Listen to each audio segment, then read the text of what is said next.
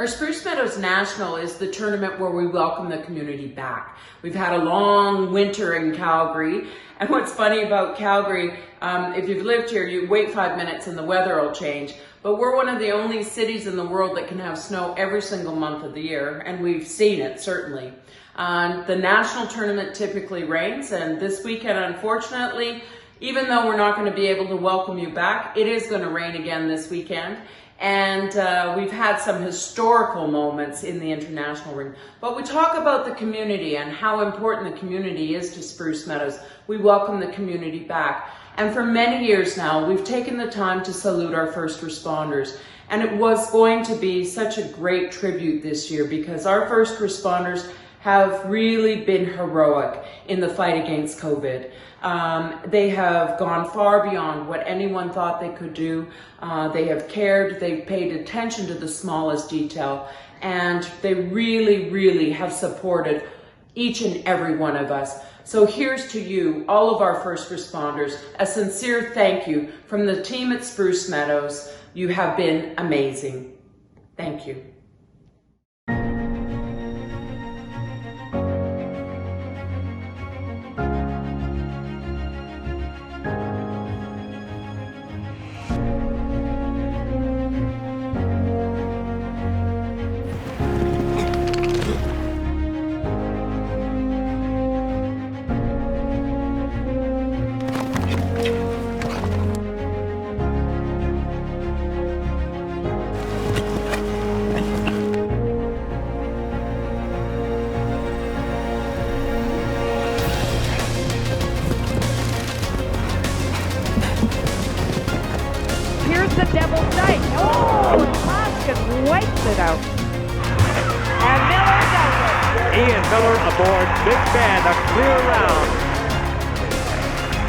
Another rookie coming into the international ring, Eric Lamaze.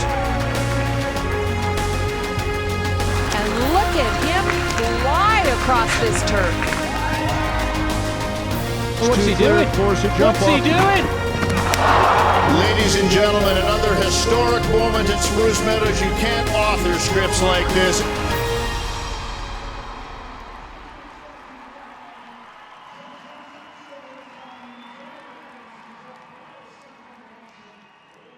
Welcome back to Saturday afternoon at the Spruce Meadows National. For those of you that missed our morning programming, it's available on the Spruce Meadows YouTube channel. Off the top of the show, I mentioned how much community has been a part of the Spruce Meadows National since the very beginning, and no more so than the salute to first responders that takes place every June here at Spruce Meadows.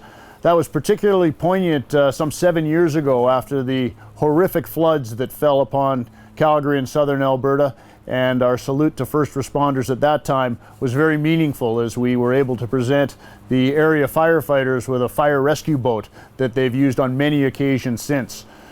You know, the first responders come to Spruce Meadows each spring and they allow the public to get up close and personal with the special equipment and the special people that are so much a part of our first responders community, a community that we've grown to have a great deal more respect for in recent times since the COVID-19 outbreak. Another part of our first responders salute here at Spruce Meadows is it's become an annual stop for fire fit competitions, and they truly have become a fan favorite. Let's get up close with some of the first responders that come to Spruce Meadows every spring.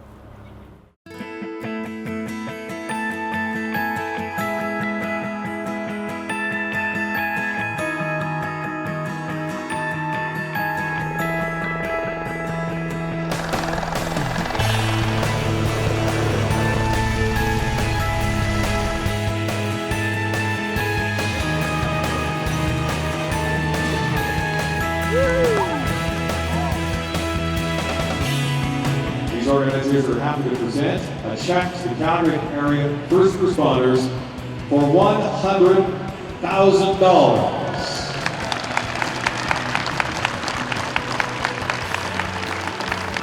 I thank our families for joining with us, and I really thank our corporate supporters for supporting the first responders because it is such a worthy cause.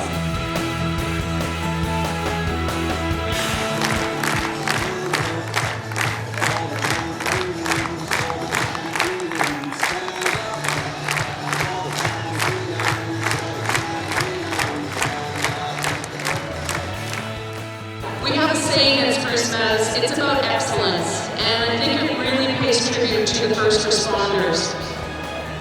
Going far beyond the call of duty, doing more than others expect.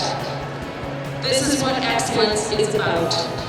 It comes from striving, maintaining the highest of standards, looking after the smallest detail, and going the extra mile. Excellence means caring. It means making a special effort to do more. And thank you so much to all of our first responders each day that you do more and care for our community. Thank you.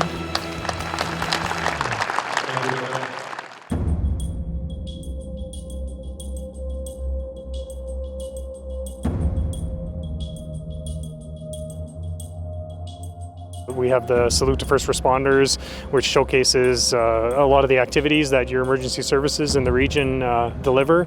And we're fortunate enough to have the Fire Fit event supported by Spruce Meadows. Some of the most demanding tasks that firefighters go through day to day showcased in what's known as the toughest 2 minutes in sports.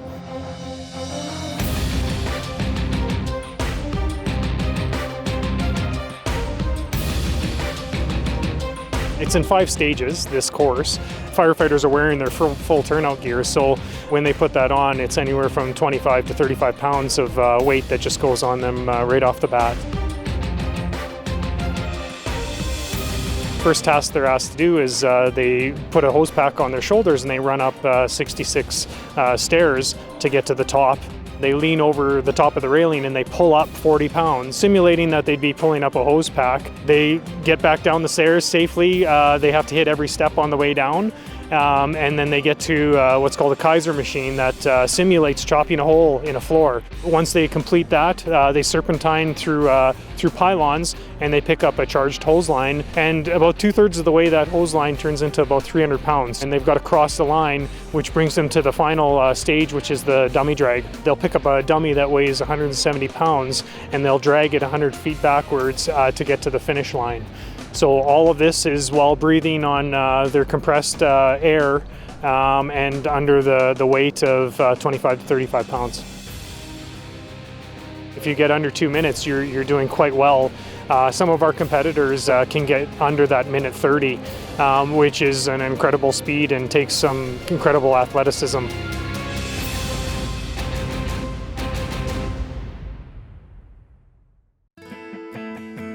These are everyday men and women that are out there doing their best for the citizens of Calgary and in the region. It's one of those sports where there's camaraderie between, everybody. It's a competition between each other, but at the end of the day, they're all firefighters and they all value and truly want to do the same thing, which is to help people. And so there's a lot of great team atmosphere.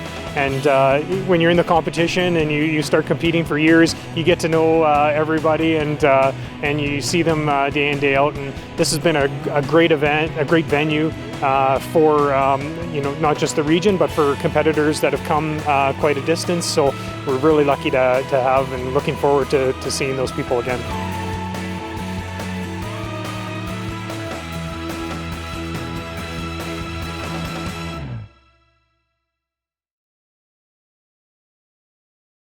Recognition of first responders and celebrations of community have been a mainstay of the Saturday afternoon schedule at the Spruce Meadows National for decades. For 45 years, the central feature of the afternoon has been the RBC Grand Prix presented by Rolex. It's produced some of the most memorable rounds and memorable combinations in the history of this venue. It's where we first saw Big Ben and Ian Miller rise to greatness. It was in 2008 that Hickstead carried Eric Lamaze to victory and then on to Olympic gold. In 2015, as the cards unfolded in the RBC Grand Prix, it was Kent Farrington who was making his meteoric rise to the top of the sport, challenged in the jump-off by defending champion Jaime Escaraga of Mexico and the young star from the United States, Reed Kessler.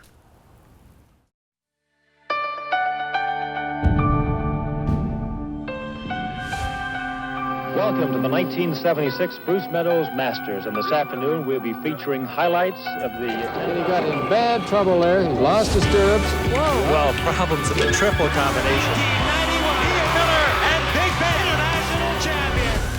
For 2 years, it was the domain of American Kent Farrington. But last year, a costly mistake opened the door for Mexico's Jaime Escaraga to take the title. Who will come out on top in 2015? Find out next. It's the RBC Grand Prix presented by Rolex from the Spruce Meadows National. Are you ready? I hope so, Ian. This is going to be really exciting.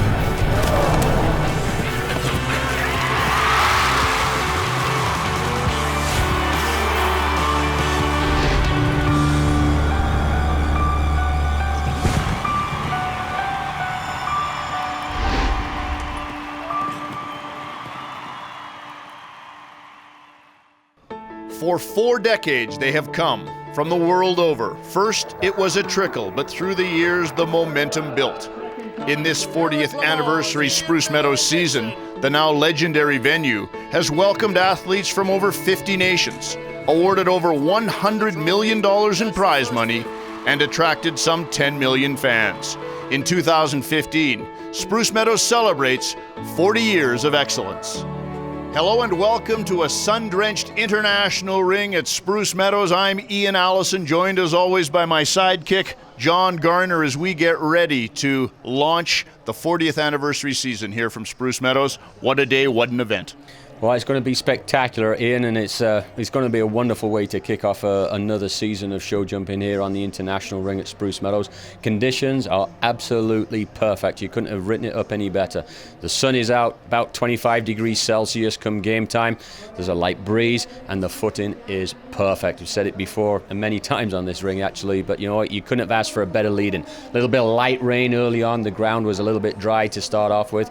It's soaked in, it's settled in, and the horses are jumping. Let's talk about this ring. Let's talk about the sport. How has it evolved over the last 40 years?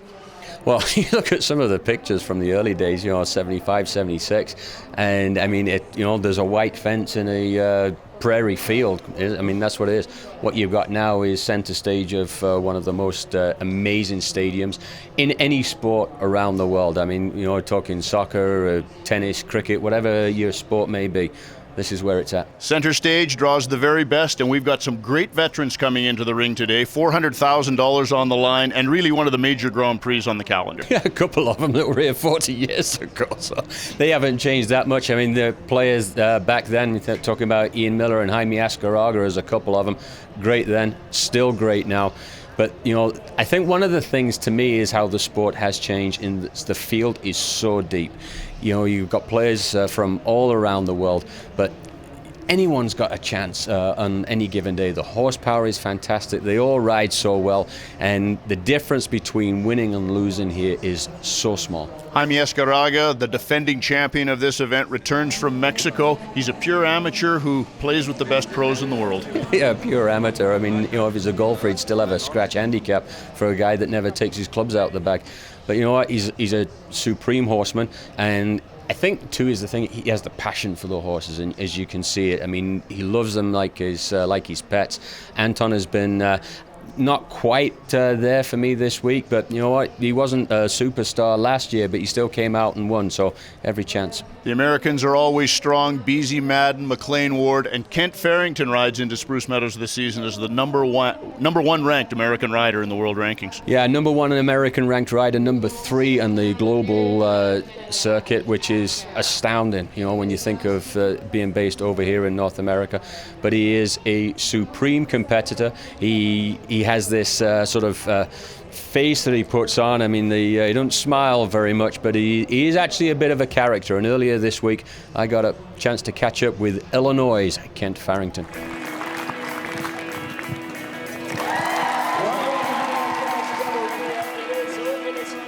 Spectacular day, and here we are, Kent, back at Spruce Meadows for another summer tour, the national tournament, and in preparation for the RBC Grand Prix. But before we get talking about this particular competition, I want to revisit last year, 2014, a fantastic season by anybody's standards. Almost for you a season for the ages. Just tell me about last season at Spruce Meadows in the summer. I brought a really strong group of horses here. Voyeur being one of my best, Yuseco being one of my best, and I thought they both really shined. So won a lot of classes, almost won them all, and yeah, a couple I want to forget about. And yeah, on to the next.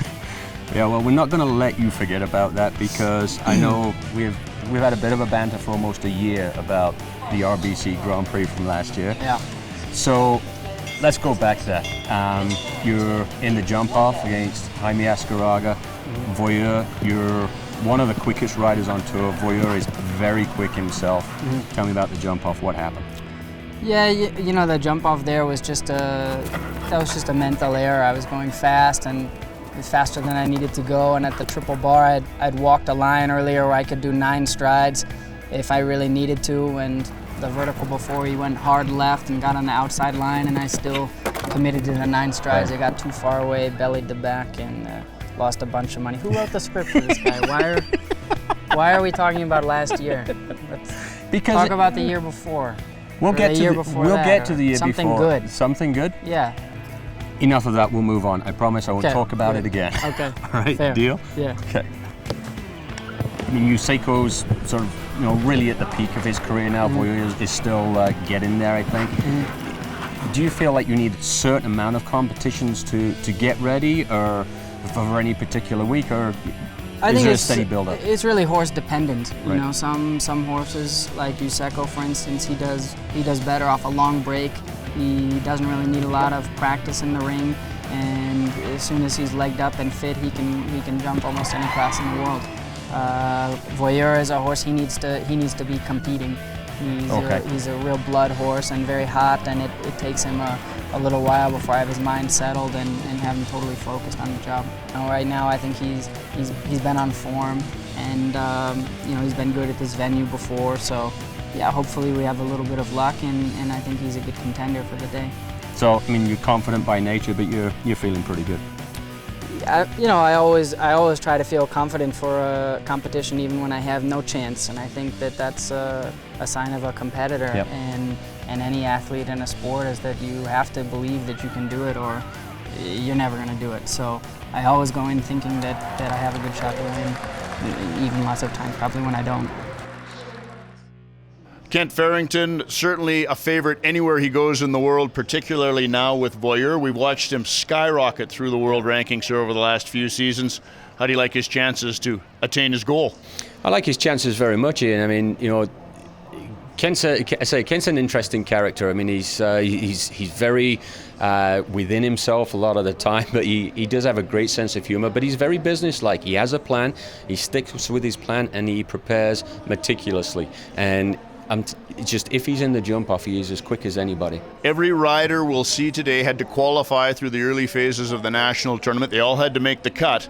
And sometimes that's a good thing, sometimes it's a bad thing. This is a tough course that will be bigger than many of these riders have ever seen. It's a real Grand Prix test, Ian. I mean, to be fair, Uliano Vizzani, the course designer from Italy, has been a bit up and down all week with his preparation. But the last couple of days, he's really tightened the screws. He's really started to bring it out of the horses and riders. The course today, for me, I think he's done a fabulous job. It's big. I mean, first and foremost, the time allowed is it's gettable. It's not super tight. You got to stay on it because you can you can get caught out on that big field. But I think he's made it a real jumping test and a rider's test, which for me that's what I like to see. We've seen a couple of clears in the early going. Who else do you see answering all of the questions to the test? Well, you know, it's so hard to go by the usual characters, isn't it? I mean, this is an easy sport, I think. I guess like a lot of sports that, you know, when you get into those high rankings, you're there for a reason. I mean, it's not a one-shot deal because you're consistent. We've talked about Kent for a while now. McLean Ward, I mean, how can you bet against him? Beezy Madden, you know she's going to be in with a shout. Probably the best combination, I think, here with Simon. I mean, that horse has the pedigree. One guy I'm really intrigued about, and I'm quietly pulling for him. He's already in the jump off, so it's an easy one, but is Eric Nave, former world champion out of France. I mean, he's more of a coaching role now that he has, but he is still a wonderful, wonderful rider, a great man to deal with, and he rode a beautiful round earlier. I'm going to be keeping an eye out for Tiffany Foster. She really has never delivered the goods on the great Triple X, and this would be a great stage to do it against a very talented field. She's never won at Spruce Meadows before. All of her Canadian counterparts in the competition have. Let's see if she can carry the Maple Leaf on. Well, it'll be a big test. I'm like you, Ian. I mean, I've been a little bit disappointed, I won't lie. I mean, there's been some promise out there, but there's a rail here or there, just not quite making that. We know the horse has the ability. Tiffany for sure has the ability, so we just need him to get on the same page. The $400,000 RBC Grand Prix, presented by Rolex, when we return to Spruce Meadows.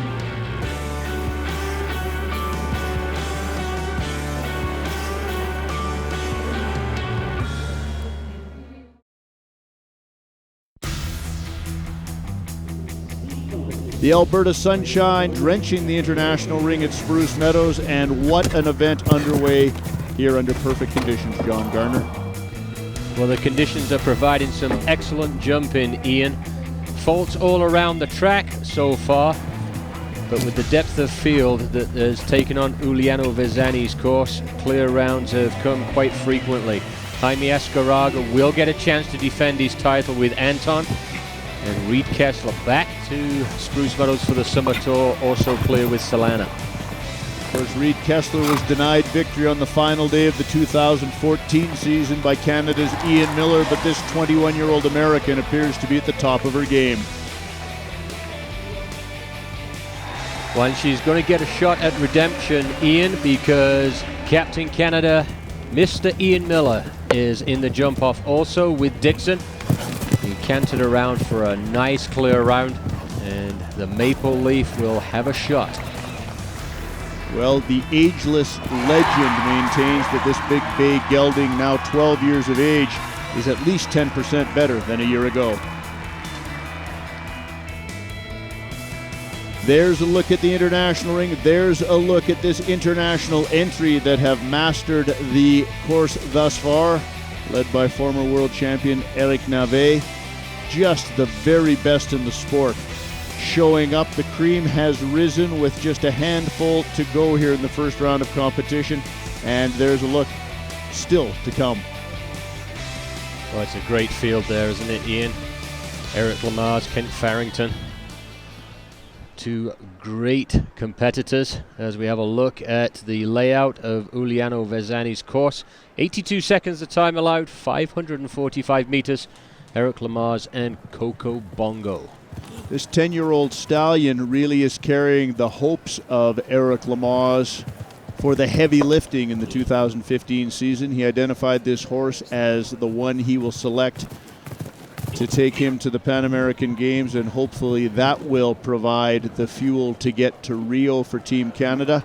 He's still not been able to find that replacement for Hickstead. I doubt he ever will in the same category, but he is a believer in this 10-year-old stallion who has a very interesting way of going. Well, he really does, and you watch him go. I mean, he almost racks behind, like he doesn't have a nice fluid canter. But talking to Eric, it doesn't bother him at all. He's able to keep a rhythm. Loves his adjustability and the upward trend he shows every day in his improvement, and this is his first big test under Eric Lamaze. Well, so far so good. He jumped the water very nicely, balanced up steadily for the bicycle. Whoa, he struggled around that corner. Really started to drift, didn't he? Yes. Just looked a little bit, Ian, like Coco Bongo there hung on to Eric's left rein and drifted around that turn. Bit of a heartbreaker for Lamaze, as it was a very nice round with the young stallion, but over that Liverpool, they fell apart, incurring 4 faults. Just as he was coming around the corner there, Eric was asking him to come around, really stay around his inside leg to keep that curl. As we look at him over the Chinese wall there. Sometimes the horses will do that. We'll see here as Eric's coming around. You watch him drift. He's hanging, and then all the way there, he just doesn't get the right distance. Probably a solid 2 feet off the optimum takeoff point. So he had a solid touch at the Chinese wall. It did not come down, which is in itself a bit of a rarity, but he was not so lucky in the latter stages over that massive Liverpool. Not advancing to the jump-off, Eric Lamaze. Well, here's a fella that's got it out for you today, John Garner, as Kent Farrington comes in aboard Voyeur. This horse has been nothing short of spectacular over the last 12 months. 13 years of age, a Dutch warm blood gelding, and what a 1-2 punch Farrington has with Voyeur and Yuseco, not to mention the other young stock he has coming up. He's really in a good place.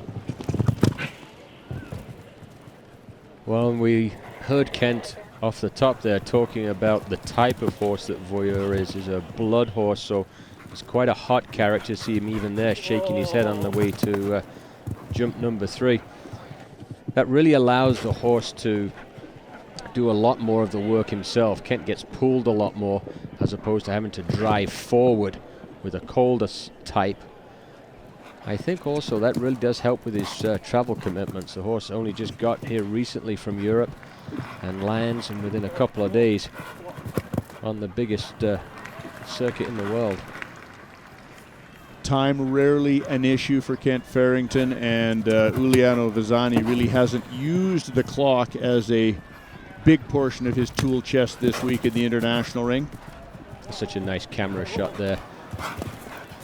All the way to the water jump. You can hear Kent with his voice, just asking Voyeur to steady, asking him to whoa a little bit. Really all he's trying to do is trying to slow down the front end. He's quick with his front legs, but very easy for him to get past the distance and pull something down needlessly. Well, he made that look very easy as Kent Farrington and Voyeur joined the ranks of the clear round. 76.11 seconds their time on course. So as forecast, clock not an issue, nor were any of the 13 numbered obstacles on course. And watch out, Ian, because in this position right now, he is in the pole slot. He's going to be last to come in as it stands right now. Just 3 left to go here in the first round of the RBC Grand Prix presented by Rolex. A very solid trio, however, starting it off, Conor Swale. Now, Conor's up against it a bit this year. His top 2 mounts, I would suggest, in Lansdowne and Martha Louise, are both out. So he's had to go to youth, and Grand Prix is a 9-year-old stallion with the great Irish rider on course right now. Well, Conor was telling me he's got so much faith in Lansdowne and Martha Louise, and I mean, what a great horse Martha Louise has been for Conor. I mean, she wouldn't be in this competition. More be up to Lansdowne, but he was telling me this horse, Grand Prix, might have more scope than any horse he's ever sat on in his life before. I mean, he just can jump big, massive fences. Bit of a slow mover. Let's see how he likes the big water here at Spruce Meadows now as they get ready for this line. Easily up over that big oxy. Just steady him back a little bit. Whoa! My goodness me. Water's not that big. Took off about 8 feet early there. That was very fortunate for Conor Swale that it didn't result in a nasty spill.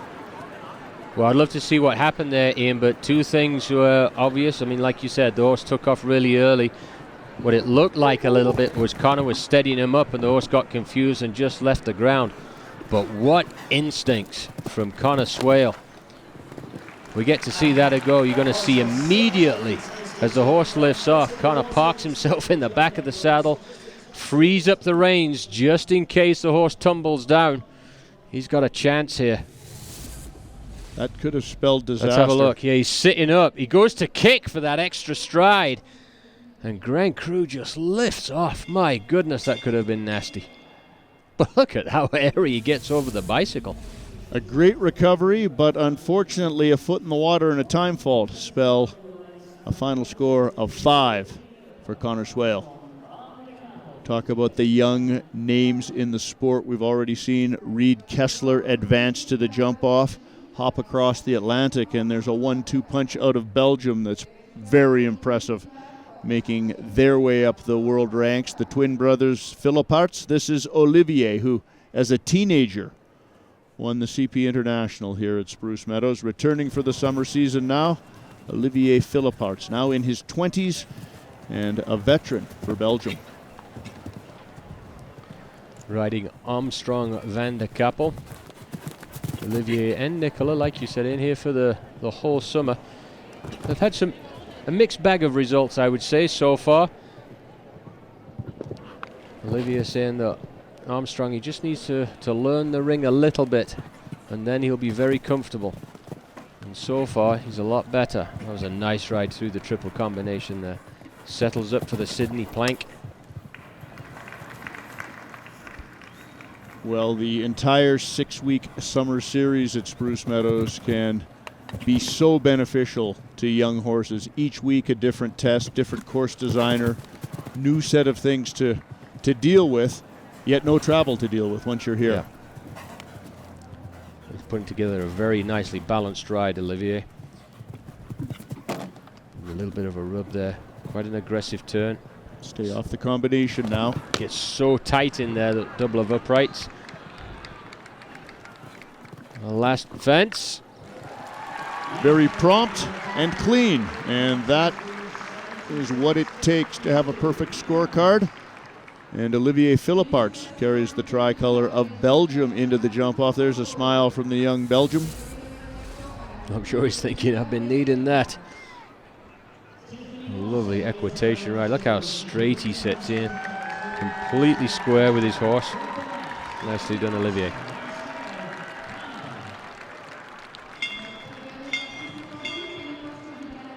Advancing to the jump off with one left to go here in the international ring before we move on to that new test for those that have jumped clean.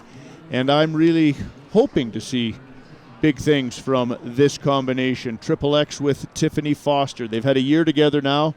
The great stallion who was under Ben Marr for the team gold at the London Olympics now carries the maple leaf with Tiffany Foster, and it is time for these two to gel. Well, they're both equally capable. There is no doubt in my mind. Just sometimes those matches don't always gel. We saw it with another partnership, BZ Madden and Simon. It took them a while to figure it out, but when they did, my goodness me. World Cup champions. So there's no reason to think Tiffany and Triple X can't do the same. She's a lovely rider. Great job. Just balance up now. Give him the time. She's carrying some great pace. She's really developed that feel riding alongside Eric Lamar's the last couple of years. Rarely see Tiffany get time faults now. Oh my! Was that the lathe, or did he come down on it? If the turf pushed it back into the water, that is not assessed as faults. And it appears as though she may have dodged a bullet there. A word from the officials down there that it was pushed back, not stepped on, and those are the rules. Clear it is. Foster carries the maple leaf into the jump off here at Spruce Meadows. A clutch performance, last to go in the first round. So the crowd here at Spruce Meadows, partisan as you might expect, will now have 3 Canadian riders to cheer on as we gallop on with our 40th anniversary season from the International Ring at Spruce Meadows.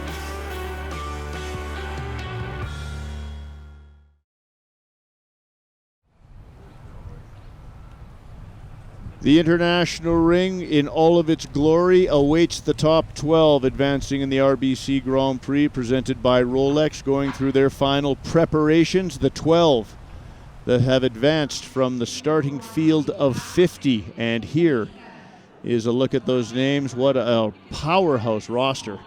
Eric Nave, Ian Miller, BZ Madden, Kent Farrington, the list goes on. My goodness gracious. Great jumping still to come. Not easily earned, the paychecks out here today. No, you're done right there, Ian. And I can tell you, you start looking down that list, it is going to become a shootout when we get into that latter half. Well, I know Eric Nave's somewhat surprised to be here. Not all that familiar even with riding this horse. Right. But that shows what a hand he is. Carl Cook of the United States, typically up in the irons on this big bay stallion, but today he's in the hands of Eric Nave.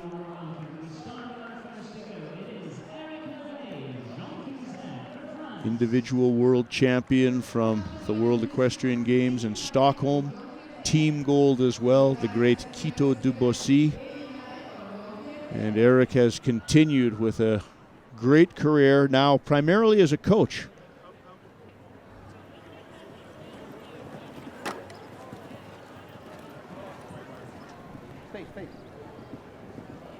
Very difficult to be the pole car, as it were. First into the ring, knowing that there's assuredly double clears coming. A tight roll back turn there, 2 to 3. And that jump coming down, as is the Sydney plank. Jonquier just looks like he's maybe a little bit cold right now. He's had a long, long wait from jumping earlier today. Just gone off the boil a little bit. And probably a pretty good example of a horse that, while he may be doing reasonably well in national level Grand Prix and that type of thing, the horsepower and the level of the course designs is up that much higher in level here at Spruce Meadows today. No question. Different level of sport altogether. Nice turn. Jonquier just a little out of practice maybe. A little loose with his toes. So, bit of a forerunner effort there for Eric Nave, finishing up with 12 faults as we move to Brazil. And I must say, somewhat surprised, but delighted to see Eduardo Menezes back here at Spruce Meadows and jumping clear rounds. Didn't recognize him without his beard, though. He's taken 10 years off, but he's a super fella. And I got to tell you, and I said to him earlier, I said he's riding so well. And his horses are certainly responding to what he's able to produce right now. This 10-year-old Gelding getting his first taste of the international ring at Spruce Meadows, and having responded admirably. As we say, coming through the clock tower either makes them bigger or makes them collapse. Yeah, for sure. Problems there with the steering, but another one again. Ride.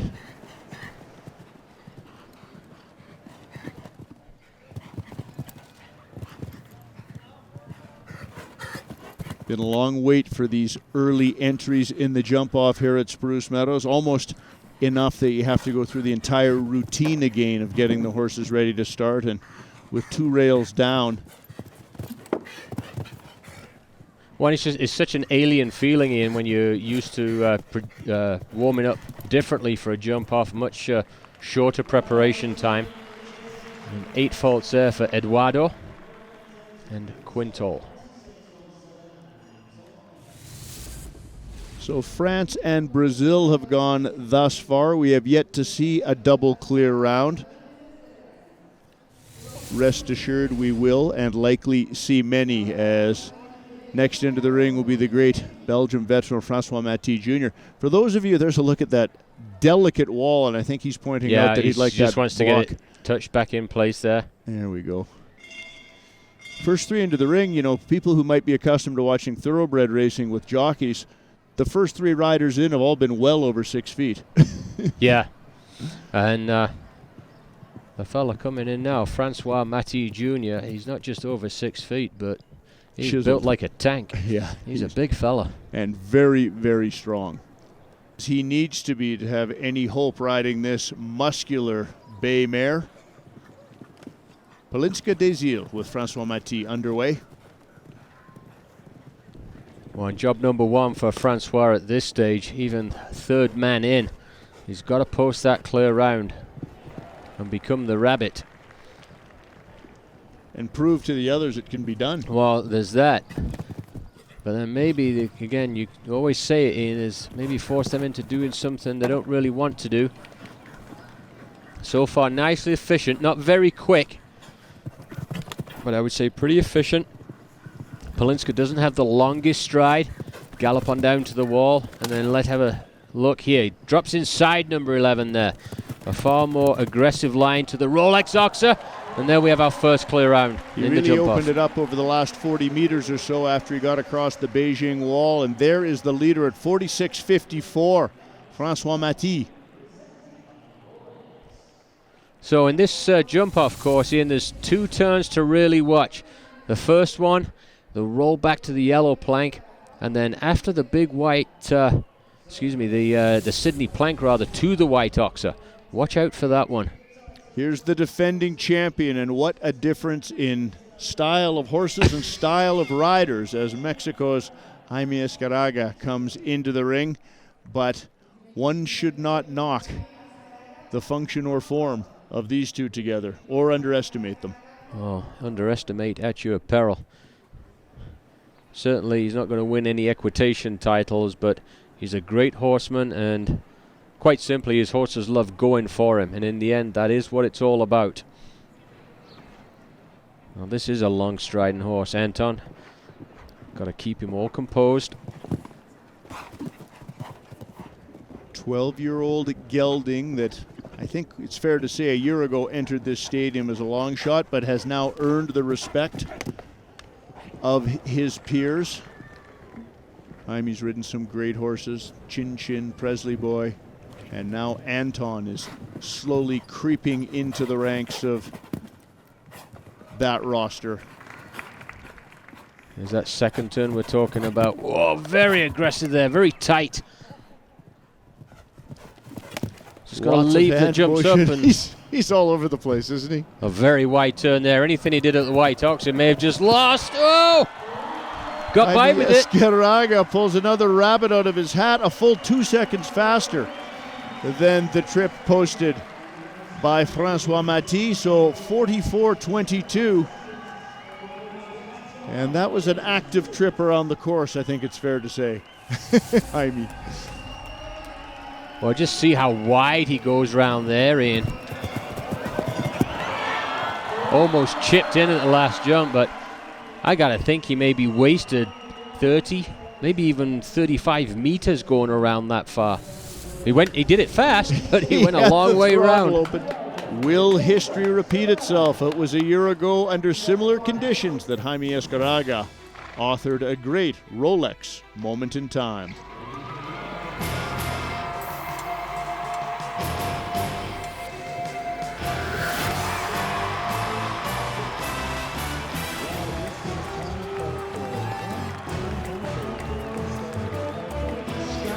In June of 2014, spectacular conditions greeted an international entry for the RBC Grand Prix presented by Rolex. Jaime Escaraga drew a very early start time, some 6 hours before a potential jump-off. He posted an early clear in the order of go, and his waiting game began. 6 hours later, he comes through the clock tower, and Anton is ready to take on the jump-off course designed by Brazil's Guilherme Jorge. He was comfortable, he was fresh, and he handled the course with ease as the big bay Gelding carried the Olympic veteran to a double clear round, and his waiting game began.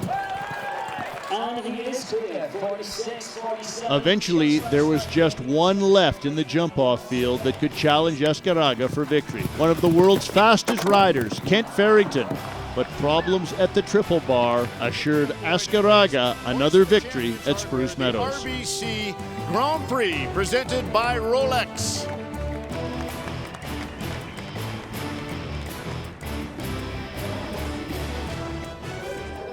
And now, the young American Reed Kessler will look to author her own moment in time.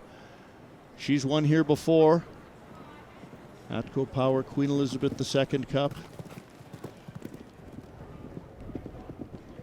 Strong gallop on there from 1 to 2 in, tight turn back.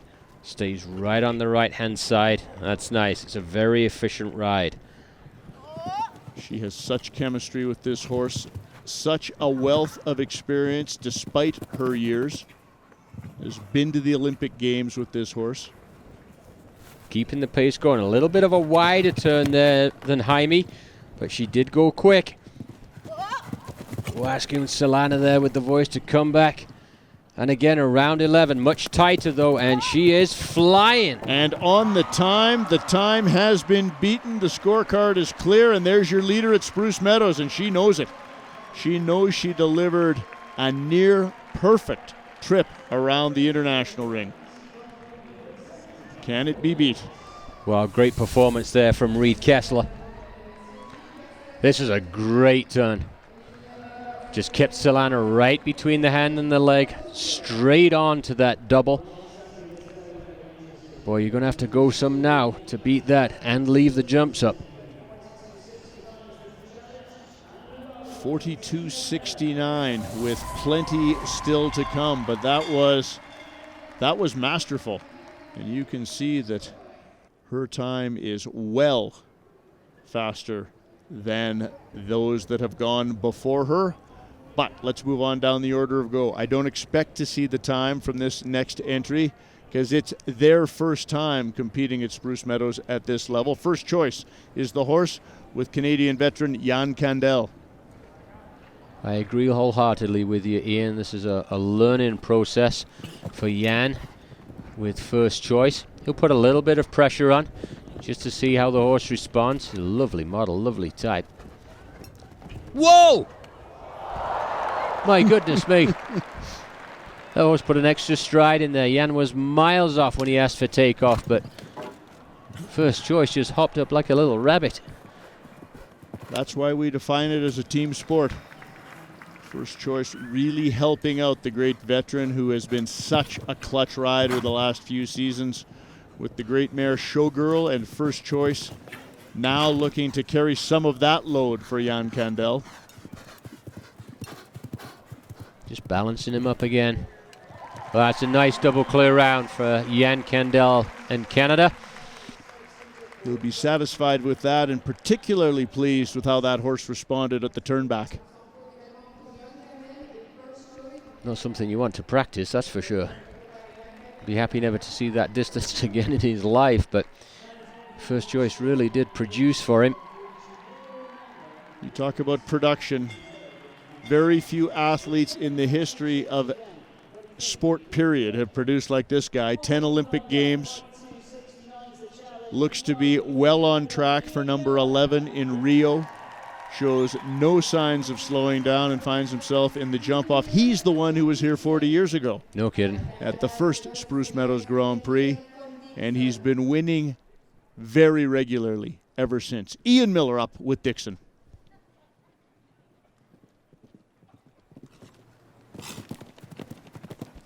If you would have told Ian Miller in 1976 he'd be jumping for $400,000 in June at Spruce Meadows when it was a field and the whole year's purse was less than $200,000, he would have thought you were crazy. But here he is. Oh, rail down. He won't win it today. Came in very quickly there. A touch overly aggressive into the double. But as the rider, you have to know your horse's strengths and its weaknesses, know where you can maybe make up the time. This is a nice ride. Very efficient down to the final Rolex Oxer. Finishes in a positive way and a good pace, carrying good speed around that course. Even after the rail down was Ian Miller aboard Dixon. Let's have a look here. He's staying positive and forward, but closed up the distance a little too quickly. Dixon unable to fold up his front legs out of the way in time. One thing is assured, Ian Miller will not beat Reed Kessler today. And there is our current leader, Reed Kessler, back in the on-deck circle here, wondering if I guess it's becoming a little bit of a trend, her second place finishing at Spruce Meadows. She's done it a number of times, and BZ Madden would like to see it continue. She's next up with Simon, former World Cup champions, number 2 all-time at Spruce Meadows in career earnings. BZ Madden of the United States. Oh. Whoa! My goodness me. She came around the turn, and then almost like what happened with Eric Lamarzi, and it looked like Simon just hung on to the inside rein and drifted to the outside. And all of a sudden the takeoff spot went away. When it was time to jump, there was lots more there than there needed to be. And it's plenty big just on minimum requirements.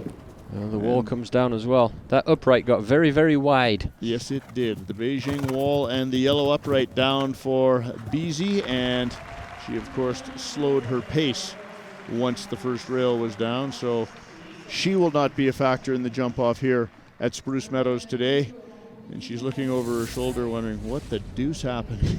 Let's have a look here. She comes around the corner. Yeah, see how she goes to ask him to leave, and he's still turning the corner.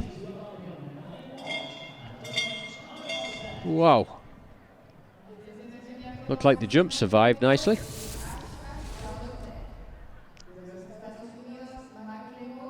The United States leading the way at Spruce Meadows, followed by Jaime Escaraga and Francois Maty, as we are underway and in the heart of the jump-off with one of the all-time greats, again from the United States, McLean Ward, two-time Olympic gold medalist.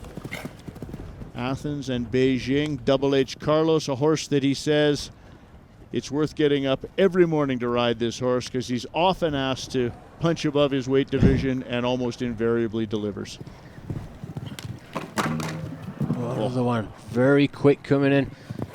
The challenge for McLean with Carlos is, again, he doesn't have the biggest stride, and this is a galloping course, so he does have to take some chances here and there. Very quick through the turns, but a little bit of a flat gallop across to the double. He'll be pushing for that time. You always like to know if you were there or thereabouts with the time anyway. And he was. And he was. He had it. That's information as a rider you can always use. Just to know that there's maybe one little change here or there. Kent Farrington would have made note. Yeah, we just see there though, Ian, how he stayed really on the forward gallop. He was never able to balance up. I think for McLean, had he been maybe a few feet to the right, he'd have been a bit better off. So the waiting game continues for the young American Reed Kessler. Who next comes through the clock tower? Oh, good news for you, Reed. Kent Farrington, who a year ago had the disaster that you visited with him about off the top of the show. I'm sure it won't happen again. A year older, a year wiser, and about 10 places up the world rankings from where he started a year ago, due in large part to Voyeur as he delivers to Jeff Boyd, the regional president for RBC Royal Bank, the Cavaliers salute, and gets ready to see if he can shake things up at the top of the standings. Well, one thing's guaranteed, Ian, he will not be knocking down the triple bar again. 42.69 on a triple bar free jump off course is what it will take. Well, let's have a look here. We heard Kent talk about him. Voyeur is a blood horse. He's very hot.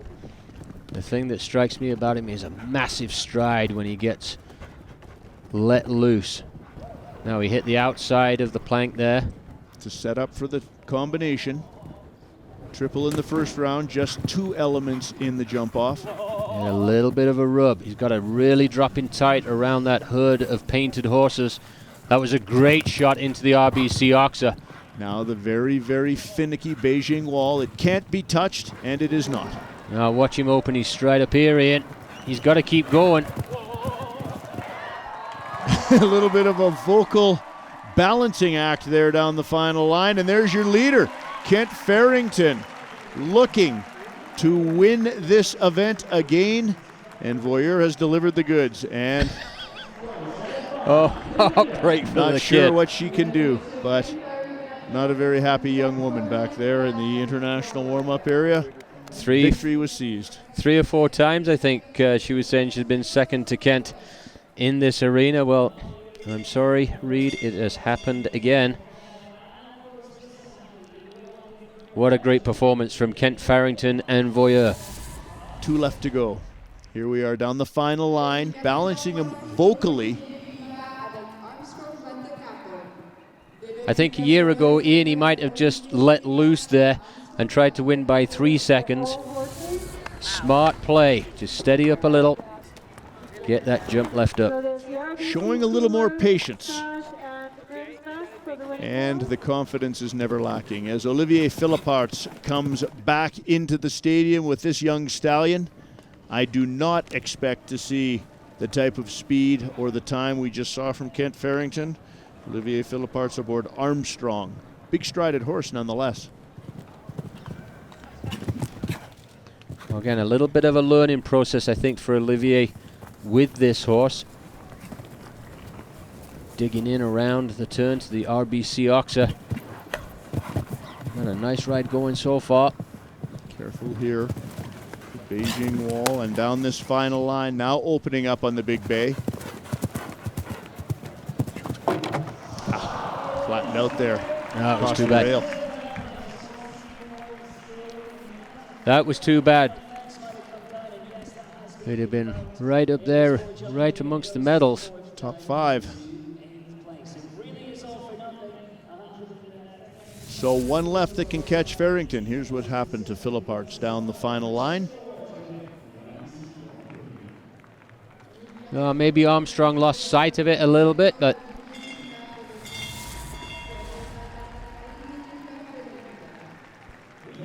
well, we've said Tiffany Foster has picked up the pace at which she approaches this sport.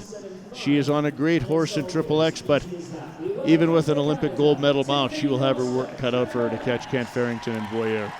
Canada's Tiffany Foster, last to go.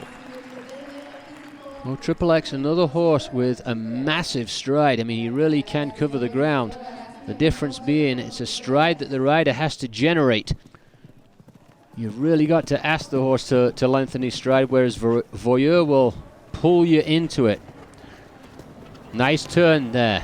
Little slightly on the inside of Kent's line. Steadying, Triple X up.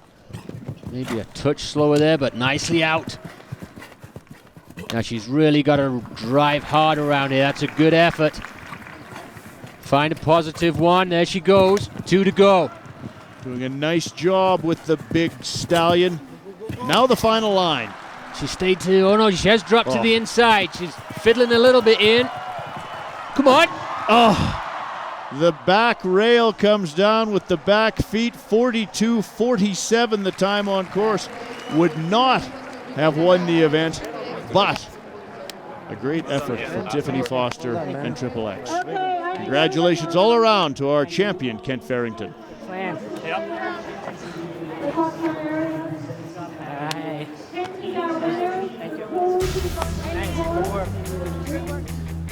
50-horse rider combination started out around the track laid out by Uliano Vezani for the RBC Grand Prix presented by Rolex, and a perfect day for jumping it was. And it was American superstar Reed Kessler and her lovely mare Silana who would set down the early going, double clear in a shade under 43 seconds in the jump off. It was left to the number 3 ranked rider in the world, Kent Farrington, looking to make up for last year's near miss, and make up he did. Quick and clear, and to the top of the leaderboard with Voyeur. Championship stuff from the Illinois native, and here is a look at the final leaderboard. Kent Farrington, United States, Reed Kessler, United States, and Jaime Escaraga with the bronze medal. Here is the champion with Ian Allison. Ladies and gentlemen, what a spectacular day of sport here in our 40th anniversary Spruce Meadows season. Kent Farrington of the United States continues a 40-year tradition in the RBC Grand Prix. Kent, welcome back. Thank you. Thank you. Glad to be back. An exceptional day of sport, a tight jump off, a great horse. How did it all come to be? Beautiful weather, awesome competition, and a little bit of luck for me, so a perfect Sunday. Tell us about this horse and the chemistry and how you've built to be amongst the best in the world. Voyeur is my best horse, and I think he's one of the best in the world. He's a tremendous competitor. The last 3 Grand Prix, he's won 2 of them. He was 5th in the other. Really feels on form, and excited to have him here. Well, he was in great form today to go into the history books. Ladies and gentlemen, RBC Financial Group, part of the Spruce Meadows story from the first chapter.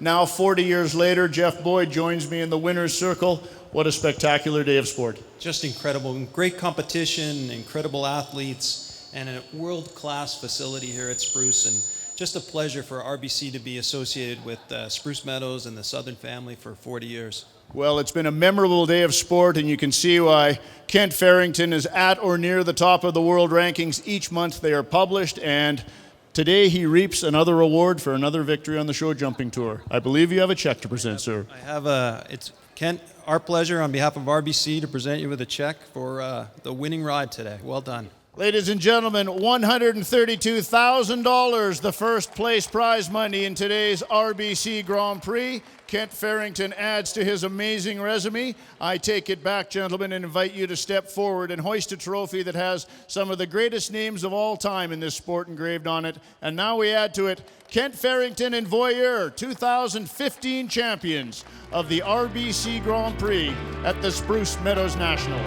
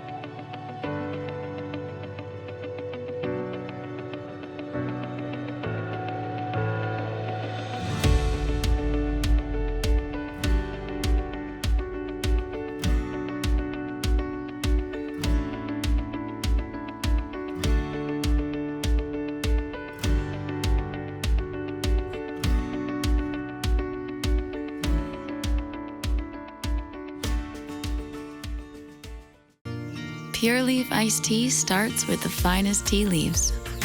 Carefully selected and slow brewed for a taste you can truly savor. We take our time, you take yours. Pure Leaf, real brewed iced tea.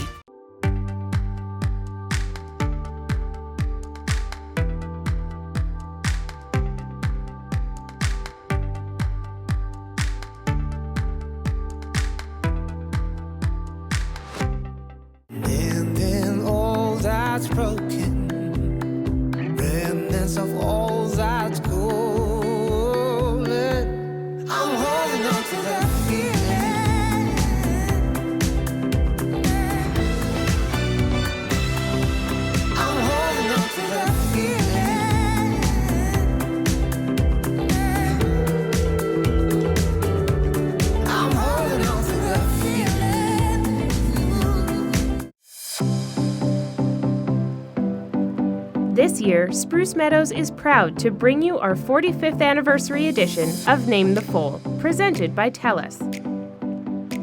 We have some exciting updates for this year's contest, including 4 foals, a change in naming rules, an extended entry period, and a cash prize with unique keepsake. Follow the foals all summer through our official social media channels as they grow and develop, and we look forward to seeing the names. Visit namethefoal.sprucemeadows.com for more information and to submit your entries.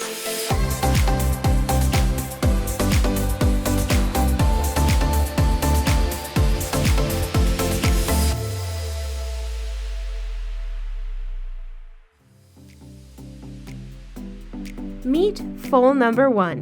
Born April 12, 2020, this little colt was the first Spruce Meadows foal of the year. Not one to shy away, he's figured out that people give the best neck scratches. While he was born dark in color, his dad, Spruce Meadows stallion Do-Re-Mi, is gray, and this little guy will likely take on that color as he gets older. Foal number 1's name will have to start with the letter W. Inspired by the original Spruce Meadows stallion, Wodka, or Young Wolfsburg as he was known at Spruce Meadows, this beautiful Hanoverian stallion helped to introduce the breed to Canada. He was part of the foundation of what is now the Spruce Meadows breeding program.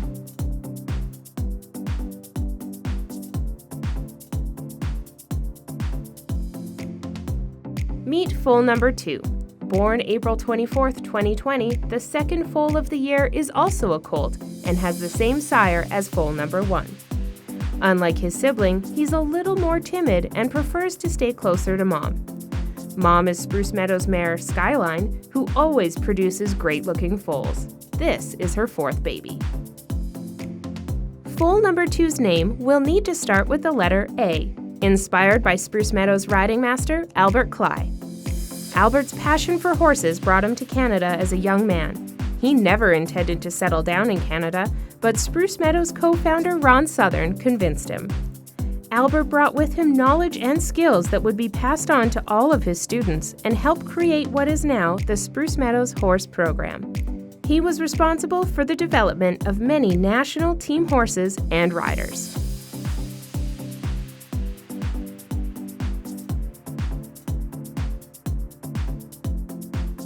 Meet foal number 3, a real Mother's Day gift who was born on May 10th, 2020. She's the first filly out of all the foals this year and is easily recognizable with her big white blaze that mimics the markings of her father, Spruce Meadows stallion Spot Cash. Foal number 3 will need to have a name that starts with the letter S. Keeping with tradition of past years, her father is Spruce Meadows Hanoverian stallion Spot Cash, and we want her name to be inspired by Spruce Meadows and the Southern family. Spruce Meadows was the dream of the Southerns to bring an unlikely sport to an unlikely place, giving young Canadian riders a chance to successfully compete against the world's best. Since the inception of Spruce Meadows, Canadian riders have gone on to become some of the best in the world.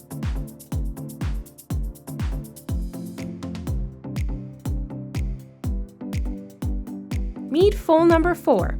This year, Spruce Meadows welcomed a 4th foal to the family at the beginning of the Victoria Day long weekend on May 16, 2020. She is a beautiful big girl with bright eyes and a sweet personality. Her father is Do Re Mi, and her mother is the lovely Kate H. Foal number 4 is a bonus entry for Name the Foal presented by TELUS. Her name will need to start with the letter M, inspired by Spruce Meadows co-founder Mark Southern. Mrs. Southern has had unmatched influence and passion shaping Spruce Meadows into what it is today. Her motto, "The coffee pot is always on," brings a warm feeling to Spruce Meadows, and guests always feel like family.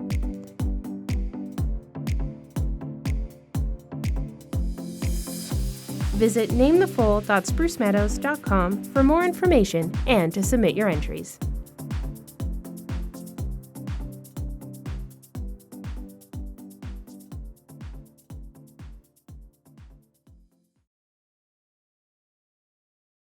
Paying attention to the smallest detail. Getting to the destination the most efficient way possible. Ensuring all individual elements are working together to drive high performance. And making sure you do it consistently. Being the best comes down to perfect execution. That's not just good show jumping. That's good railroading. We love a sport that rewards precision.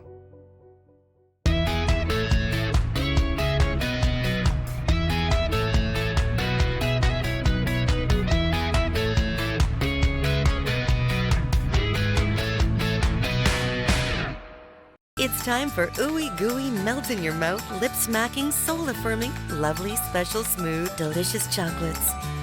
Only from Purdy's Chocolatier.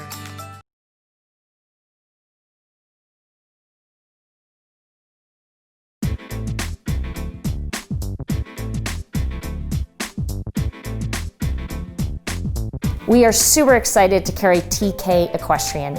TK Equestrian is designed locally here in Calgary, and we just started carrying their brand last year.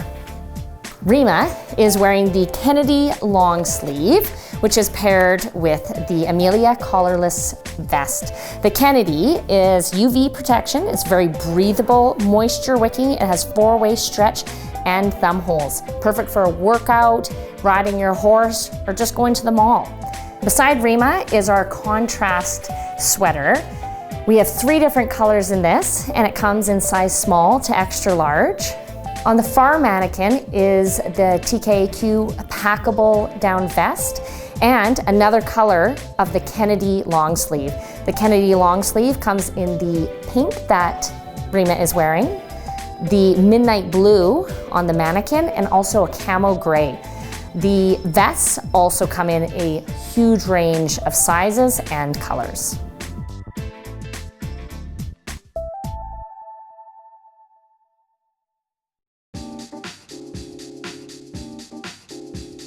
New for Spring 2020 TK Equestrian is the spicy leopard sweater that Morgan's wearing. It comes in the snow leopard and also the desert leopard, which is a bit more of a tan color. Wide range of sizes, 2 colors as I've mentioned. It has a V neckline, anti-pilling technology, and a bit of a classic boyfriend relaxed cut to it. Also new to the 2020 summer release is the Starstruck sweater on the right. You can get this in the beautiful blush color or a bit more of a nude color. Again, wide range of sizes. Looks great out on the town, pairs really well with a show shirt.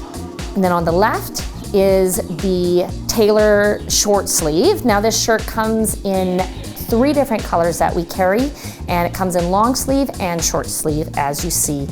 It's great for riding. It's very breathable. Body contouring, sweat wicking, feels like a second skin. Great for going for a run or just a ride on your horse.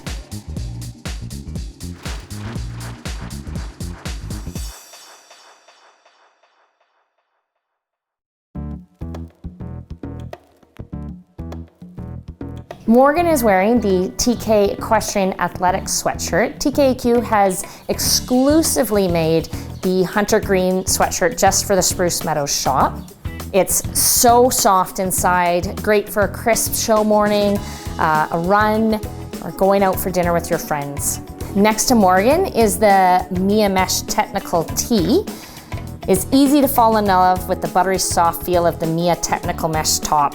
The elegance seems to create a structured design, and mesh detail keeps you cool, making this top truly irresistible. And next to that, we've got our Starlet sweater. The Starlet sweater comes in a dark gray and the light gray shown here. It pairs so well with a show shirt or just all on its own.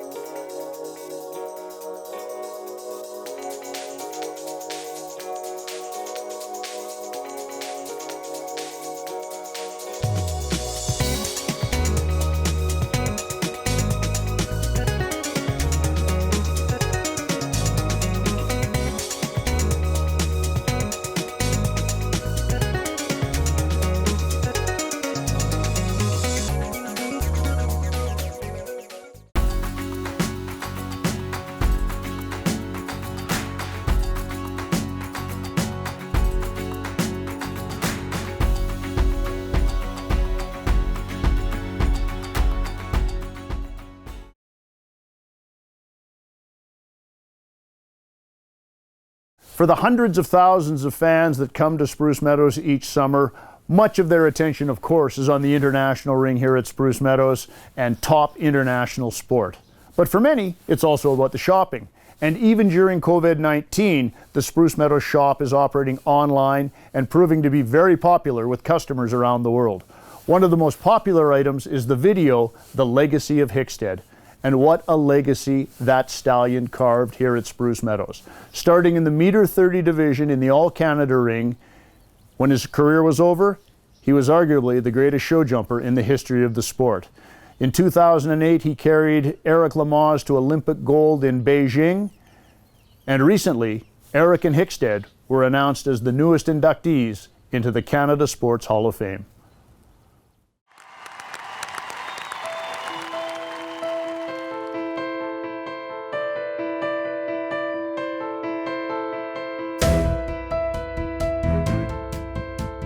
The way I look at it is the beginning of his career, the victory meant a lot to me. And at the end, all the victory meant a lot for me, for Hickstead. You know, I wanted him to win as much as possible for the horse. A horse that was passed over by many. A rider looking to overcome adversity. Together, they formed a bond that took them to the pinnacle of show jumping. In their 7 years together, they built a legacy that will forever be remembered. This was the best jumping horse ever in the world, in history, and a Cinderella story. Horse wasn't very good to start, or so many people said. And yet, for some reason, a rider that had been through a lot finds a horse that needed some work, and together they become the best. I think it's easy enough to go through the record books. There is not one horse that has won what that horse has won. I don't think there'll be another one for a while, if ever. Well, Hickstead will go down in history as being one of the best horses of all time. That's unmistakable, and no one can challenge that. Both he and Eric will always have a legacy of being one of the top combinations ever in our sport, and probably one that was fantastic for the sport. Such an amazing fighter that just had a will to win like no other. He had blood. He was so fast. He could jump high and wide. He was like a cat. So he personifies the modern horse. It didn't matter the venue, the place, the time of the year. That horse just rose to the occasion, and you know, I don't know anybody who could argue that there was a better combination in the world. Absolutely magic. You know, the best show jumper in the history of show jumping. For me, it was the best horse in the world at this moment, and this era that I lived in. Some people are arguing that perhaps it's the best horse that's ever lived. That's for everyone to sort of decide for themselves. There's no other horse with his ability, with his conformation, with the way that he went, that could ever do what this horse did. 95% of what he did was from the heart, and I think people will remember it that way.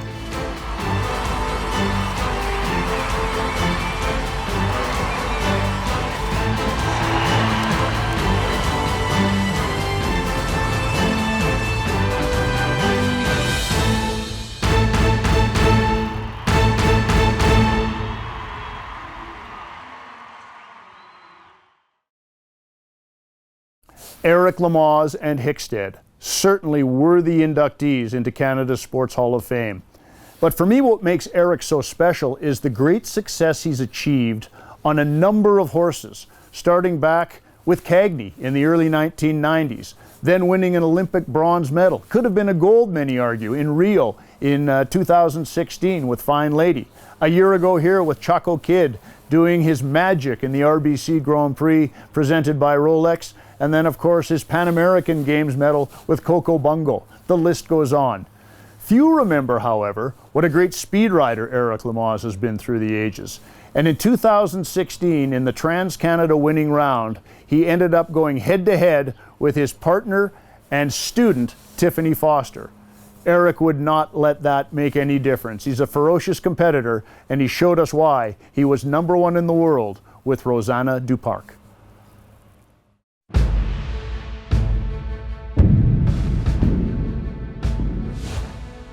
Welcome to the 1976 Spruce Meadows Masters, and this afternoon we'll be featuring highlights of the...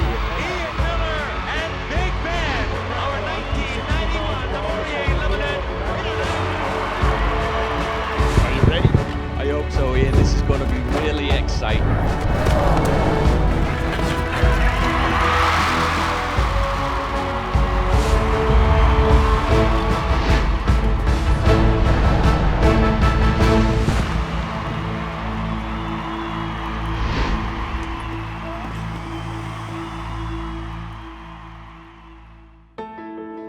For a full 40 seasons, some of international show jumping's most dramatic and historic moments have taken place on the international ring at Spruce Meadows.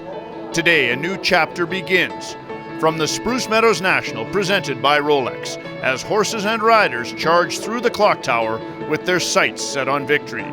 It's the TransCanada Winning Round from Spruce Meadows. Hello and welcome to Spruce Meadows for our coverage of the TransCanada Winning Round. I'm Ian Allison, joined as always by John Garner. A spectacular day, a terrific course, great setting, great horses. It's absolutely fantastic, Ian. What a way to start off the season for the 41st season of international sport here at Spruce Meadows. The international ring is absolutely primed and ready. A little overnight rain just set the course up perfectly, and they've got quite a test out there today. The man who has been charged with writing the Olympic course designs is doing the work today as well, Jaime Escaraga. Yeah, and he's done a nice job all week getting the horses in the rhythm, getting them going. And for the winning round today, I think he's got a few surprises up his sleeve, but let's just go over the difference with the winning round. Everybody goes around that first track. Now, your best 10 on faults and time from the first round or all clear rounds. It's a little bit of a nuanced switch from the last couple of years. They'll come back for the winning round. Now, if we only have 10, and if a couple of those have faults coming into the winning round, the scores revert back to zero. We start again, come back in reverse order of qualification. Fastest clear round will win. It's a course that has some careful elements to it and also a bit of a straightaway in my inspection of it earlier. Yeah, it was interesting, when we had a quick scan of the course before walking it. It's a bit twisty-turny to start off with, which to me is always a time-allowed element with Jaime's courses, so you got to watch that. And then 6, 7, 8 ABC. All in a straight line, related distances, and he's playing with them a little bit. It's a little short 5 going in, long 6 into the triple combination, so we're going to have to watch out for that. And of course the international ring is so heroic in size, the size of about 5 football fields. He can do that down that side, and it really is over 100 meters they're really jumping in a straight line. Well, it is in it, and it's and it's bang in the middle of the arena. Most of the places where you jump, you'd be coming off of a tight corner, off a fence line into another fence line. Here you're just in the oasis of green. The Spruce Meadows National has become one of the majors of this venue, and today we've attracted some of the biggest names in the sport. Who do you like to make it to the winning round and perhaps the medal podium? Well, it is one of those competitions where you qualify, so the cream really does come towards the end of the competition. But an early starter I think we should watch out for, German veteran Philipp Weishaupt. Now this is his first time at the Summer Tour, so a little bit different than the Masters, as he's noted on a couple of occasions. But the lovely mare Katokia, I think she's a real good one for this. But then when you get into the meat of the order where it gets really, really strong, Hardin Towel has been on a tremendous lick with that horse Lucifer. He won a fantastic jump off just the other night up against the other fella I'm thinking of, Eric Lamaze, our Canadian veteran with the wonderful utility horse Rosanna de Park. Watch out for them. All 3 very solid picks. I also am going to keep my eye on Antonio Chedraui. La Bamba has really come on. This mare's been about a 3 or 4 year project for him. He's been there or thereabouts the last couple of days, and if he gets to the winning round, she's got some speed. Well, and it's a good one, Ian, because he's really started to pick up that speed. Like you say, it's been a bit of a project, and he's nursed her around, often toying with time faults. Not been the case this week. He's really been charging. The TransCanada Winning Round from the Spruce Meadows National, presented by Rolex, when we return.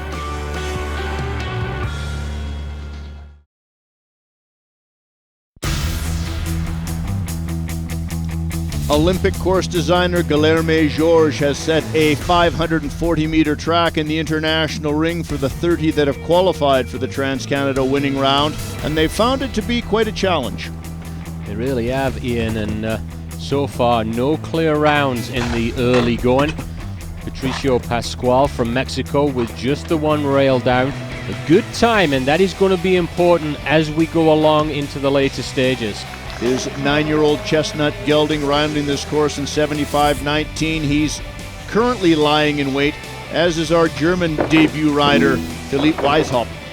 Yeah, a bit of an unlucky rail in the early going with Katokia. I actually thought it was, didn't even think she touched it, to be honest. He did pick up the pace, and he's going to be there or thereabouts when we get down to the top 10. Really have to pay attention to every element on this course. There you see the leaderboard to date. 10 advancing in the TransCanada Winning Round. Canada's Elizabeth Gingra and Cara Chad both sitting, watching, seeing if they will continue on this afternoon at Spruce Meadows. Terrific international entry. And here is who we have yet to see in the first round. It is a very good lineup, and right at the end, look at those two, Eric Lamaze, Conor Swale. How didn't we talk about Conor off the top of the show? He kind of slipped through there. Well, he is enjoying great success to the start of his 2016 Spruce Meadows season. There's what lies ahead for our first that we'll be watching today. Jack Hardentowel of the United States. Bit of a horse change from what we thought he'd be going with today, John. Well, originally slated to go with Lucifer. Horse he had very good success with earlier. Caddy R is the big bay horse he's brought in out of his stable today. Lucifer perhaps a bit tired, been campaigning in both Europe and Asia prior to coming to the Spruce Meadows National presented by Rolex, but Hardentowel has a good stable of horses and he is underway. Let you take us around this course now with our first full round coverage. 1 to 2, fairly easy, straightforward. On to 3 now. Here's a rollback turn right under the grandstand with the Rouen Cathedrals. This has caused problems so far. Just 2 simple uprights, but very airy. And then again, you got to be sharp back around to number 5, the dry ditch. And a long gallop. Here we come into the line that we talked about.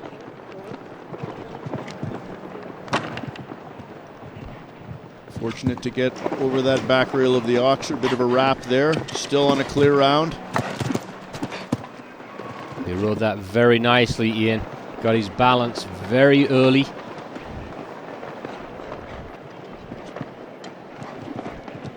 Had a little rattle on that Oxer going into the line, but looks like it's maybe sharpened Caddy up a little bit.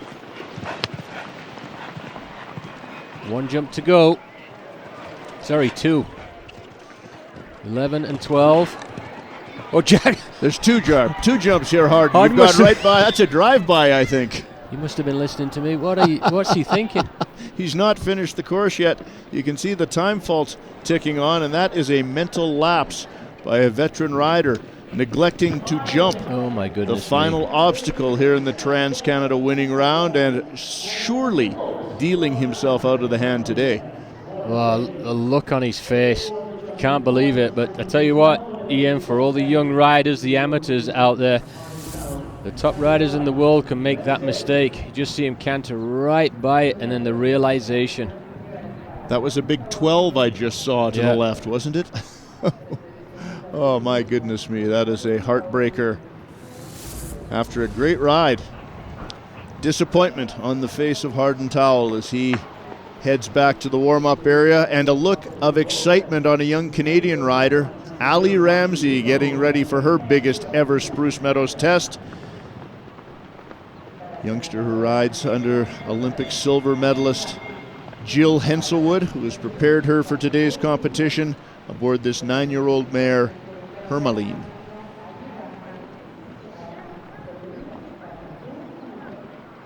Well, not only have we taken note of Ali Ramsey and what she's been doing in the ring so far this summer tour, Ian, but so has Canadian chef to keep Mark Laskin. He's got her shortlisted for the developing tour into Europe. She's really come on leaps and bounds. Very comfortable in the international ring. Well, we've had a bit of a timeout called there. Jump crew at work. The wind, I think, might have blown that rail off the B element, but Ali wasn't paying attention to the sound of the buzzer, clearly. Well, and again, that is up to the rider to make that decision. The ground jury had called time. She opted to keep going, and I think it just goes to what we talked about, her composure. She didn't get rattled, didn't get flustered, decided to stick with the plan. Had a good rhythm. And obviously good focus as the Spruce Meadows ring crew got the obstacle reconstructed with this big bay mare not far away.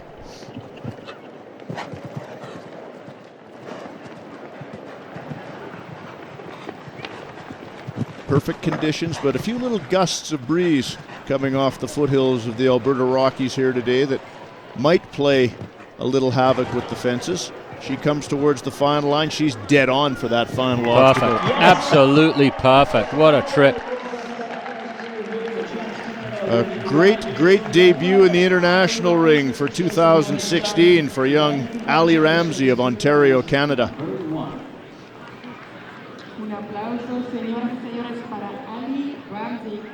What a great feeling that is on the weekend.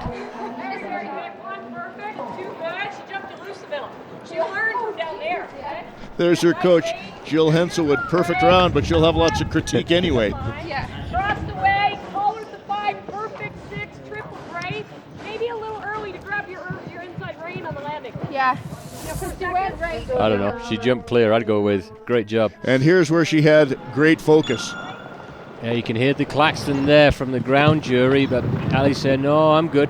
Look at the jump crew, Ian. Extremely good work there. Got the rail up, didn't panic, sat down. Wonderful. Professional effort all around. And our lone clear here at Spruce Meadows. And Jill Henselwood is still talking in the international warm-up area. I'd hate to see what happens if she has some problems on course.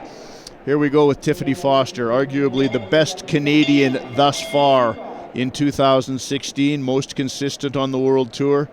Terry Steeves, Vice President of Gas Projects for TransCanada, having a little visit with Tiffany Foster in the center of the ring after she received the Cavaliers salute. And here is the great team veteran and 2016 Olympian, Tiffany Foster, underway with Brighton. This is a 10-year-old gelding owned by the Artisan Farms. Tiffany has just really come into her own as a consistent rider and now carries that pace and confidence that she maybe lacked a couple of seasons ago. Well, the confidence is the thing to me, and she's got that confidence now of knowing that every round isn't critical, and I think what it does as a rider, it takes the pressure off you. It allows you to pick and choose the right events for your horses, and Tiffany has got a great string, and she just manages the whole thing very well. Her confidence previously was almost strictly confined to riding Victor. Right. And now, regardless of the horse, she comes in and she knows, even with a rail, that she belongs to play at this level.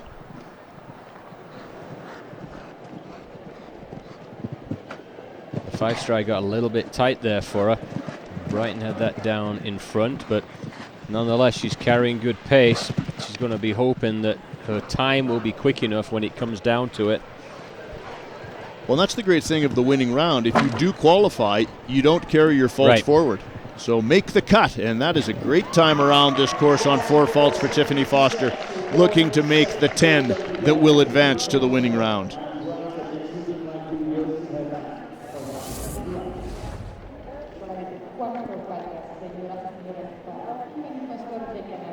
Oh, my mistake. He had it down behind. Actually jumped over very well in front. Carried his arc a little bit too far. 76-16, the quick 4-fault trip for the veteran Canadian. There is La Bamba, Antonio Chedraui, celebrating his 50th birthday at the Spruce Meadows National. This horse has been a multi-year project, and it's looked to have been paying and is paying dividends right now. I'm speaking of the mare La Bamba, who's been very strong, not only here at Spruce Meadows, but with Antonio Chedraui jumping internationally to start off the 2016 year.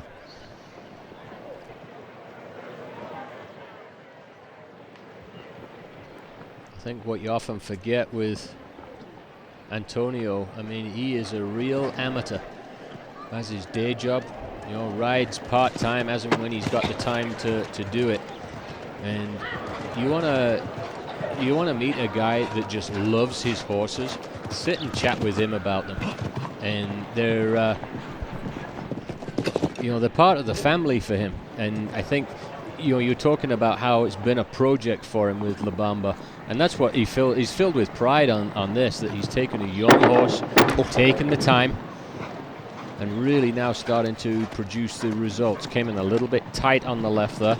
Now he'll have to hold it to 4 and use her motor to have a hope of advancing to the winning round. Well, you see there, as soon as over the dry ditch, he scooted on a little bit. The worry is now you're going to have a second rail. There it comes.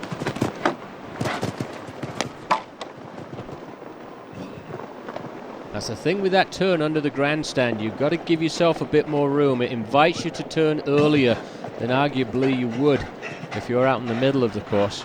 Still, as a pure amateur, this man has represented Mexico at the Olympic Games, the World Equestrian Games, the Pan American Games. He really does define a passion for the sport.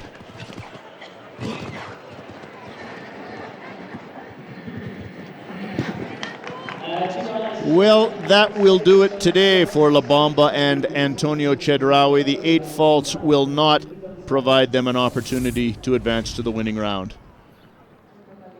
You can see right on the left-hand side of those grey rails, the wall itself pushes the horse away, so you've got to be very, very square going in there.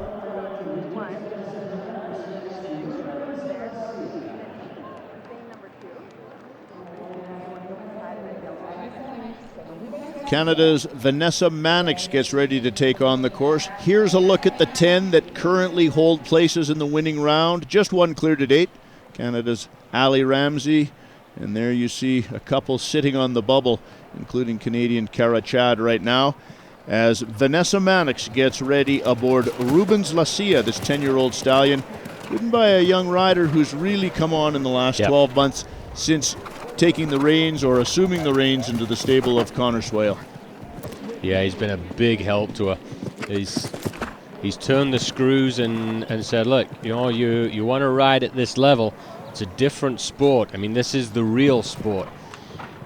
So, I mean, she's always a nice junior rider, a nice amateur rider, but he wondered in the end whether she'd quite have the bravery it takes. And it certainly seems to now. She's gotten very aggressive, very positive approach. Riding with confidence, riding forward, riding lovely horses. Very good balance there. Now, don't overclose the 6 strides. I like how she used her voice there, Ian, just to balance Rubens back a little bit. He's a big fella. Lots of scope and lovely gallop stride. He's covering the ground now. He's got to stay nice and tall and square for the skinny. Few touches out there, but he seems to know how to touch the rails. Also very important at this level of the sport. Sizing up for the last fence. Will there be 2 Canadians guaranteed in the winning round? Yes, there is. Much to the delight of the crowd here at Spruce Meadows, Vanessa Mannix has a time fault, which is interesting. Yep.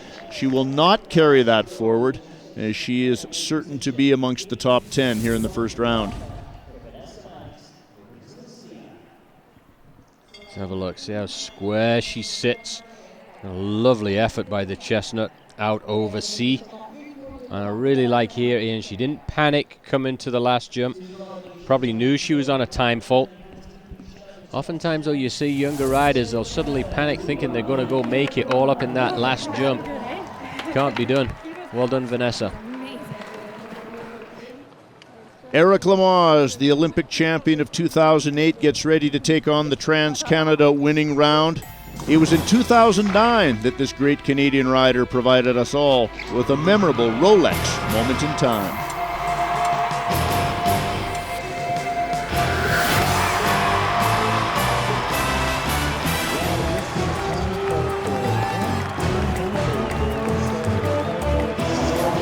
The Spruce Meadows National 2009, the TransCanada Parcours de Chasse, a different competition spec, a different horse. But Eric Lamaze was still the favorite over this course designed by American Anthony D'Ambrosio. A total of 14 obstacles and 17 jumping efforts over a course against the clock that included a field with entries such as Olympic gold medalists Will Simpson, Leslie Howard, and Beezy Madden. After posting the second fastest intermediate time, Lamaze picked up the pace on the big French-bred gelding and crossed the line to lay claim to the TransCanada Parcours de Chasse. There's some horses that from the first day that they've ever done it, they were good at it. They didn't require too much training through it. And Lord is one like that. You jump one natural obstacle and it changes the whole way that he jumps. So he's really a specialist in those events. The TransCanada Parcours de Chasse goes to Eric Lamaze of Canada. From a French-bred gelding in a Parcours de Chasse to a lovely mare in a winning round. Here goes Eric Lamaze, 2008 Olympic champion, looking to take the Maple Leaf yet again into the winning round. It's a simple formula. He has to go clear aboard Rosanna Duparc, and she has been very, very solid throughout 2016 in his stable. One of those real utility horses, Ian. You will pull her out for just about anything except for the biggest Grand Prix. She's very brave, careful, quick. And he's earned the right from earlier rounds to go late in the draw. It won't be lost on Eric either. If he can not only go clear but also quick, he can improve his position even more and get that all-important anchor slot coming into the winning round. These veteran riders, all riders, can learn so much by watching those go ahead of them. They know the nuances of the course, where time can be saved, time can be lost. And that was just one of them right there, inside the little island to the skinny. Took a chance, paid off. Inside line here to 11. Now balance up, jump the last one. Jumps it clean, jumps it quickly, 76.04. So Eric Lamaze of Canada is in good shape to move forward.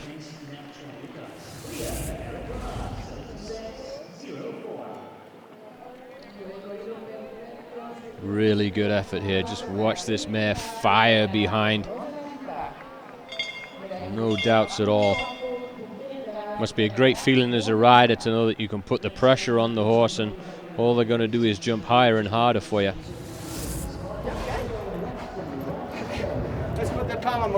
So Lamaze calling for a bit of a bit change as he moves to the winning round, knowing he will be either last or second last to go, depending on the outcome of the great Irish rider Conor Swale aboard Hetman, the 9-year-old gelding, getting ready to carry Swale around this track.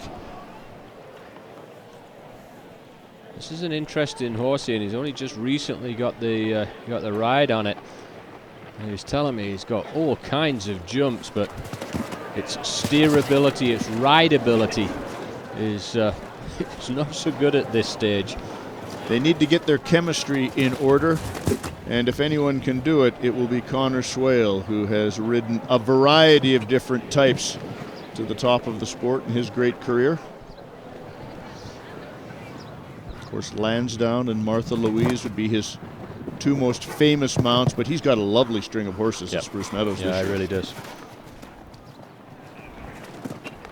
And it's a nice type. It's not so big. Say plenty of push, plenty of scope. Just not always so easy to get to the jump. So he's doing a grand job at this stage.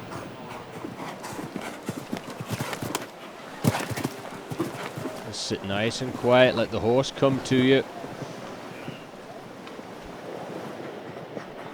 He's really using his position in the saddle to balance this horse now, even in the air, the way he's positioning himself over these fences. Doesn't want to get too frantic. He opted for the long way around. He's hoping this to get a clear round and give himself that shot on the next portion. You better hurry up. Yeah, he's going to get time faults. So he does incur the time fault, so that will put him in the earlier going of the winning round. Conor Swale with Hetman finishing up last to go in the first round here of the TransCanada and earning their way onto the winning round. I have to say, I agree with him so far. This is a lovely type of horse. Looks like he's got plenty of pop. You just got to get that control sorted out. 30 started the day at Spruce Meadows, 10 have advanced in the TransCanada winning round as the international ring welcomes some of the best in the world to the 2016 Spruce Meadows National, presented by Rolex.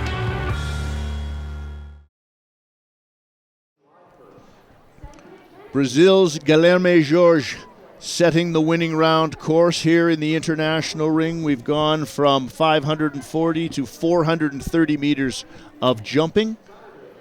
Time will become important now for those 10 that have advanced, some with 4 faults, some with 1 fault, and a number of clears here in the international ring as the clouds are bubbling up on the western horizon, but all seems good for a terrific afternoon of jumping here at Spruce Meadows.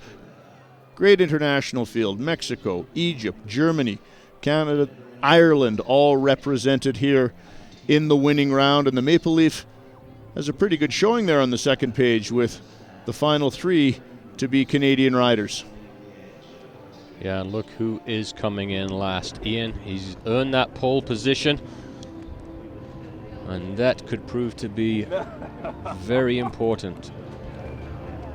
Leadoff rider, Pathfinder, as the fans, both canine and human, get ready to watch the winning round here at Spruce Meadows, will be Enrique Gonzalez. Great conditions here on the international ring. A good day for the sunblock. Get that sun cream on.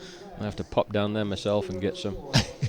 Here's what lies ahead for the riders that have advanced. 430 meters, 9 jumps. Enrique Gonzalez first to go aboard the 9-year-old mare Chacna. First part of the course, very similar to what we've just seen, and then 2 new jumps to finish off. Terry Steeves gets ready to meet the final 10 in the winning round on behalf of TransCanada before her appointment with the champion at the conclusion of the competition.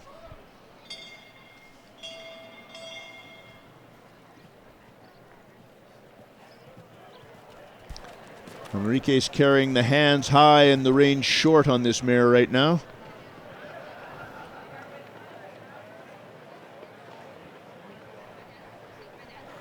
Real journeyman professional Enrique is. He's ridden at every level, represented Mexico. This is great for him, having a shot on the weekend. So here you see 1, 2, 3 the same. Then come around to 4, but just 4B. A is gone. A little bit of a tap and then roll back around for the dry ditch. Oh, now really put the gas on. You got to go here. There's a lot of room to cover. 6 has gone. Now into 7, the Rolex upright. Same distance. It's going to ride slightly differently though. And now B and C. Or C comes down. And these are the 2 new jumps. Tight around, jump number 14. And gallop on home to 15. The big ox are right under the grandstand. So the first of the 10 having advanced to the winning round finishes up with 4 faults. Time just over 58 seconds. 58.52 to be precise for Enrique Gonzalez as Mexico leads the way after 1. So just ran in there a little bit hot. Little mare just couldn't quite get her front legs out of the way quick enough. Speaking of little mares, next to go will be Wicked Diva, ridden by Egyptian veteran Sameh Al Dahan. Let's learn more. I have Wicked Diva, and she's a diva. Like, I think she's the name is very, very characteristic for her, but she's also an outstanding mare. We bought her as a 6-year-old, and we've been producing her very slowly because she's very talented. So we're taking our time with her, and she's shining really this time. Like, she came into the international arena the first day, jumped really well, and then yesterday she came back fighting. She was double clear, and now is 4th in the jump-off class yesterday. So I'm hoping tomorrow she's in form and we can get a good result tomorrow.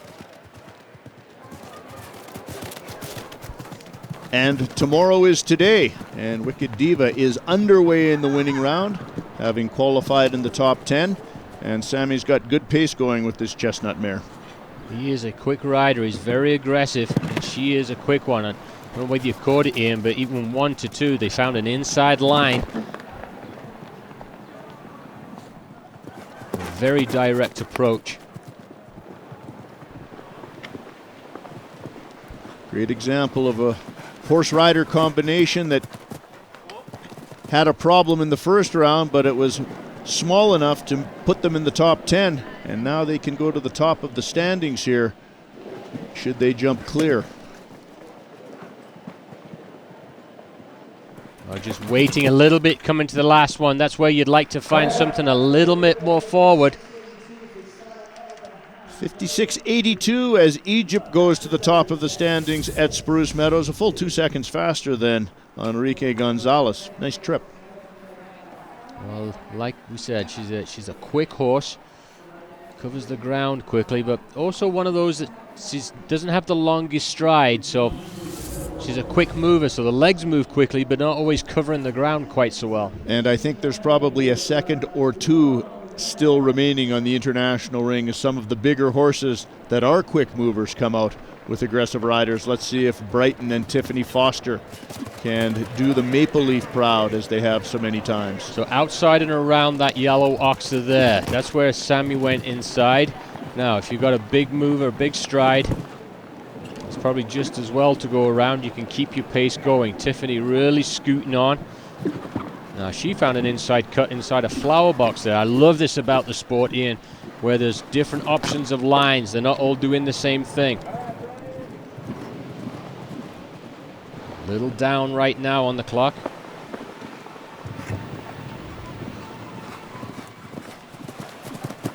Well, that was a lovely ride in. Good shot by Tiffany. Now she's opening up. Yeah, really is. Well, watch what she does coming off this upright. Balancing a little. And now really got to go. I don't think you can get inside the flagpole. Some may try, but Tiffany doesn't need to shave almost a second off the previous lead time. So Canada now goes to the top of the standings. Tiffany Foster and Brighton, 55.88 with 7 still to chase. That was a super ride down the middle of the ring there from 7 to 8 BC. Is there a better smile in the sport? There is not. So her waiting game commences at Spruce Meadows with 7 still to come in the winning round. One of whom is on course right now, Elizabeth Gingra of Edmonton, who spends very little time in Edmonton now that she's hooked onto the World Show Jumping Tour and caught the attention of Team Canada, alternate member of Team Canada at last year's Pan American Games, and continues to impress with results. She is underway with Coupe de Chance. Lizzie's another of those riders that you can just sense a difference in their attack. Oof. Oh, that was too bad.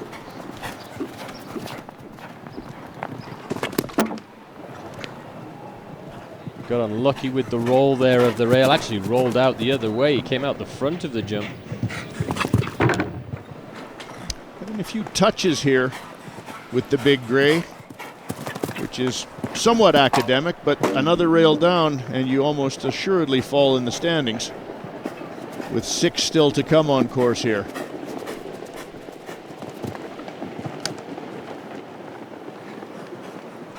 Well, she found that line inside the flagpole. I don't know that it's worth it though, Ian. No. I think to your point, you know, you can do it, but you have to slow up so much to get the line. Very hard to find it on the fly.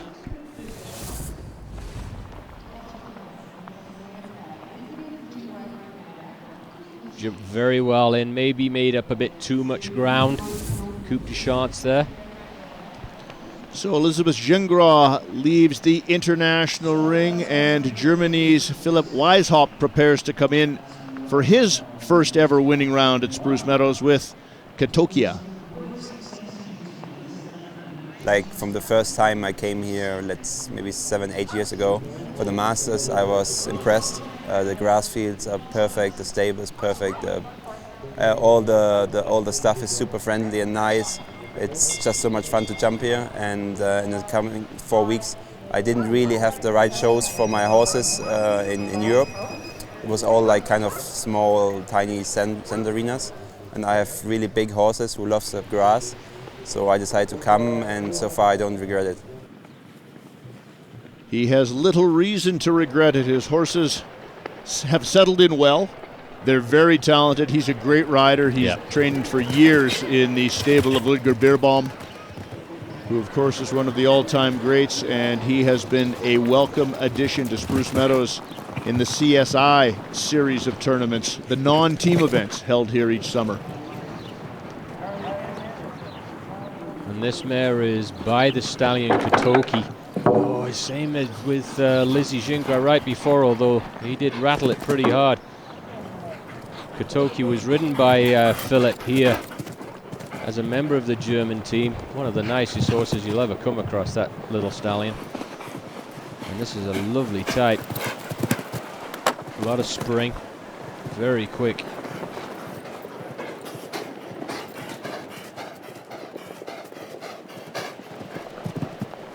So the double clean of Tiffany Foster remains safe at the top of the standings. As Germany finishes up, Philipp Weishaupt aboard Kotokia, 4 in 57.76. Well, I think that, Ian, that turn into 4 there, the riders are really coming around quick, thinking it's a place you can make up some time, but I don't think the horses are really focusing on it as an obstacle. They're not jumping it particularly well. So I think if it was me by now, I'd be looking for a different spot maybe to make up the time and just set myself up a little better for number 4. From Germany to Mexico we go on our order of go here in the winning round as Tiffany Foster continues to wait and watch and wonder if Clear in a Time of 55.88 will hold up here in the winning round. We move to Mexico. Patricio Pascual, who aboard Babel, the 9-year-old gelding, advanced. There's a look at the standings. Only 2 clear rounds here in the winning round thus far. Who will hoist the TransCanada Trophy at the end of the day?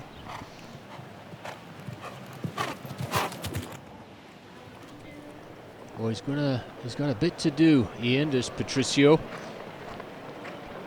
Bebel's one of those horses that you can get going, but can get a little bit excited, and sometimes the hot ones, whilst they feel quick, are a little more difficult to ride at pace.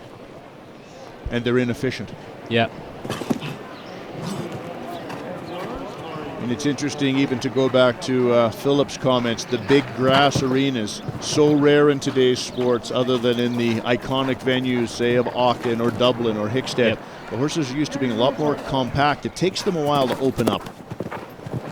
We found a different line there, did Patricio. Very efficient. Oh, he's adding all the way. Cost him. Every time you add, it adds time. Also, you have to be very mindful. It can take your impulsion away, the power that is necessary to jump the jumps. Looked like he came into the double combination, stalling a little bit. Not a bad time. No, a quick time around this course, but the rail doesn't help his cause for any chance of victory.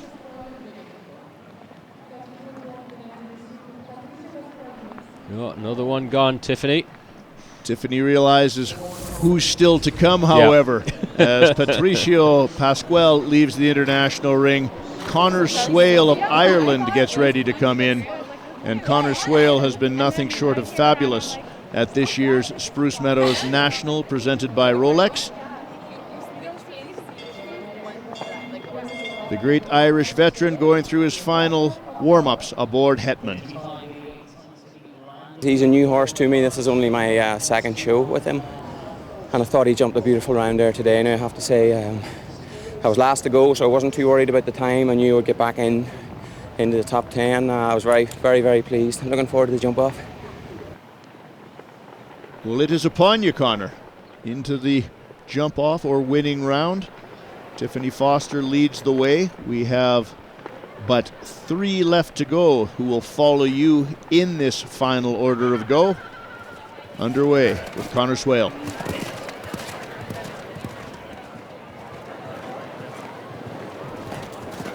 In fairness to the other athletes, Tiffany Foster and Conor Swale will be worrying about one person and one person only, quite frankly. And that's Eric Lamaze. Conor, I think, will be mindful that he can't go too quick with this one or he'll really lose the steering. He's trying to take his time as much as he can. And he also might lose that limited time he's already invested getting to know this horse. Hear him asking Hetman to whoa all the way there, just a soothing voice. Ooh, an inside cut there. First one we've seen do that. Locked up a little bit through the turn. And an inside cut there too. I don't think that was planned. Almost hit the flagpole. A considered clear round in the winning round for Conor Swale. Well, that one's just going to take some time, but watch out for this combination in the future.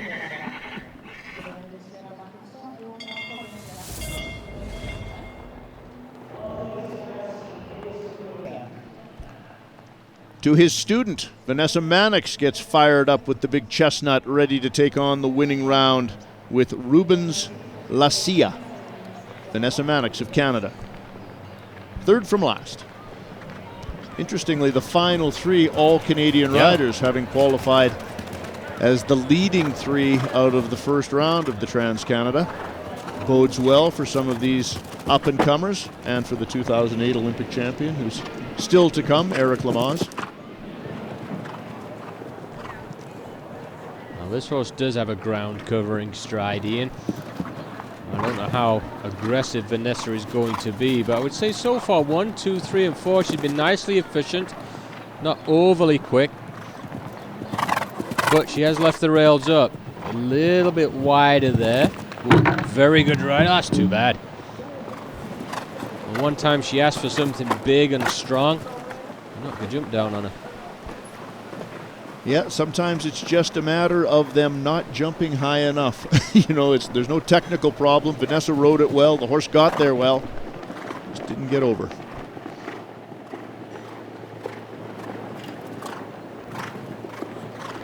Good effort. So the lead stays with Canada. Tiffany Foster continues to lead at Spruce Meadows with Brighton. Well, she got a bit of a long one, and Rubens there just didn't quite square up. Arguably should have jumped it. One thing's for sure is the maple leaf will be going up at the end of this competition. But will the Irish flag be in second or fourth? As Conor Swale looks on. Ali Ramsey next to go. She had a terrific first round aboard Ermeline and now returns with this big mare. Great confidence building each and every time out with this combination. I am sure she's been given a stride-by-stride analysis of what to do here by Jill Henselwood. That wouldn't have been in the directive. That wouldn't have been part of it. So an early rail. That's too bad. Tiffany Foster has but one to worry about now.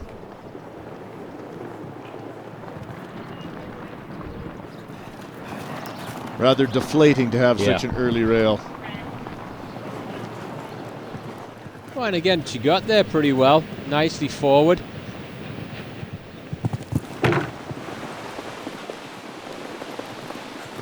Well, sometimes we say, you know, when the horse doesn't jump high enough, that really is true. But also sometimes the change in the arc, if you're used to getting your horse a little bit closer and them being a little more round over the jump like that, that was a super effort. You get something a little bit long and forward, and they do tend to jump a little bit lower. So an early rail, the time not too bad at 58.95, and Ali Ramsey continues her move up the international show jumping ladder with a top 10 placing here in the TransCanada winning round. So one left to go. Will it be Tiffany Foster or teammate and fellow Olympian Eric Lamaze, who leads the victory gallop here at Spruce Meadows today? Lamaze the final to go here with Rosanne Duparc, best to qualify out of those that qualified to start here today. And he has watched 9 before him. He knows exactly what needs to be done and how he wants to do it. Well, and went into the pits, did a bridle change. So what that tells me is he's really going to be going. He needs that extra little bit of break just to square Rosanna up. And of course he would have given Tiffany the plan, so he will know exactly what she did and exactly what he has to do. 1, 2, 3, as you'd expect, fast. Now around the flower box, using Rosanna's stride. We got lucky there. Little steady. Straight on now. His head cocked, ready to line up this tricky line. Got it on the forward.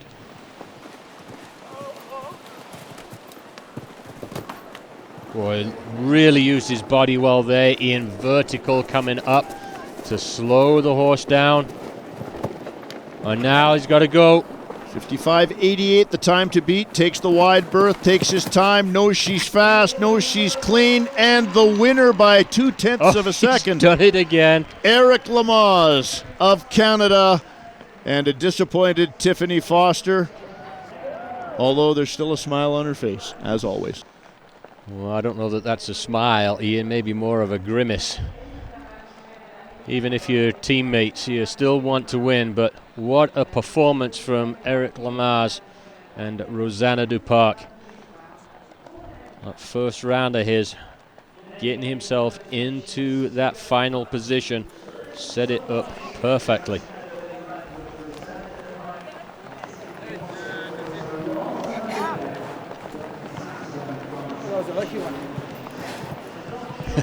Here Eric saying that was a lucky one. He did have a couple of taps out there. But you know what? When you were a champion, the leading money winner at Spruce Meadows, it ain't all luck.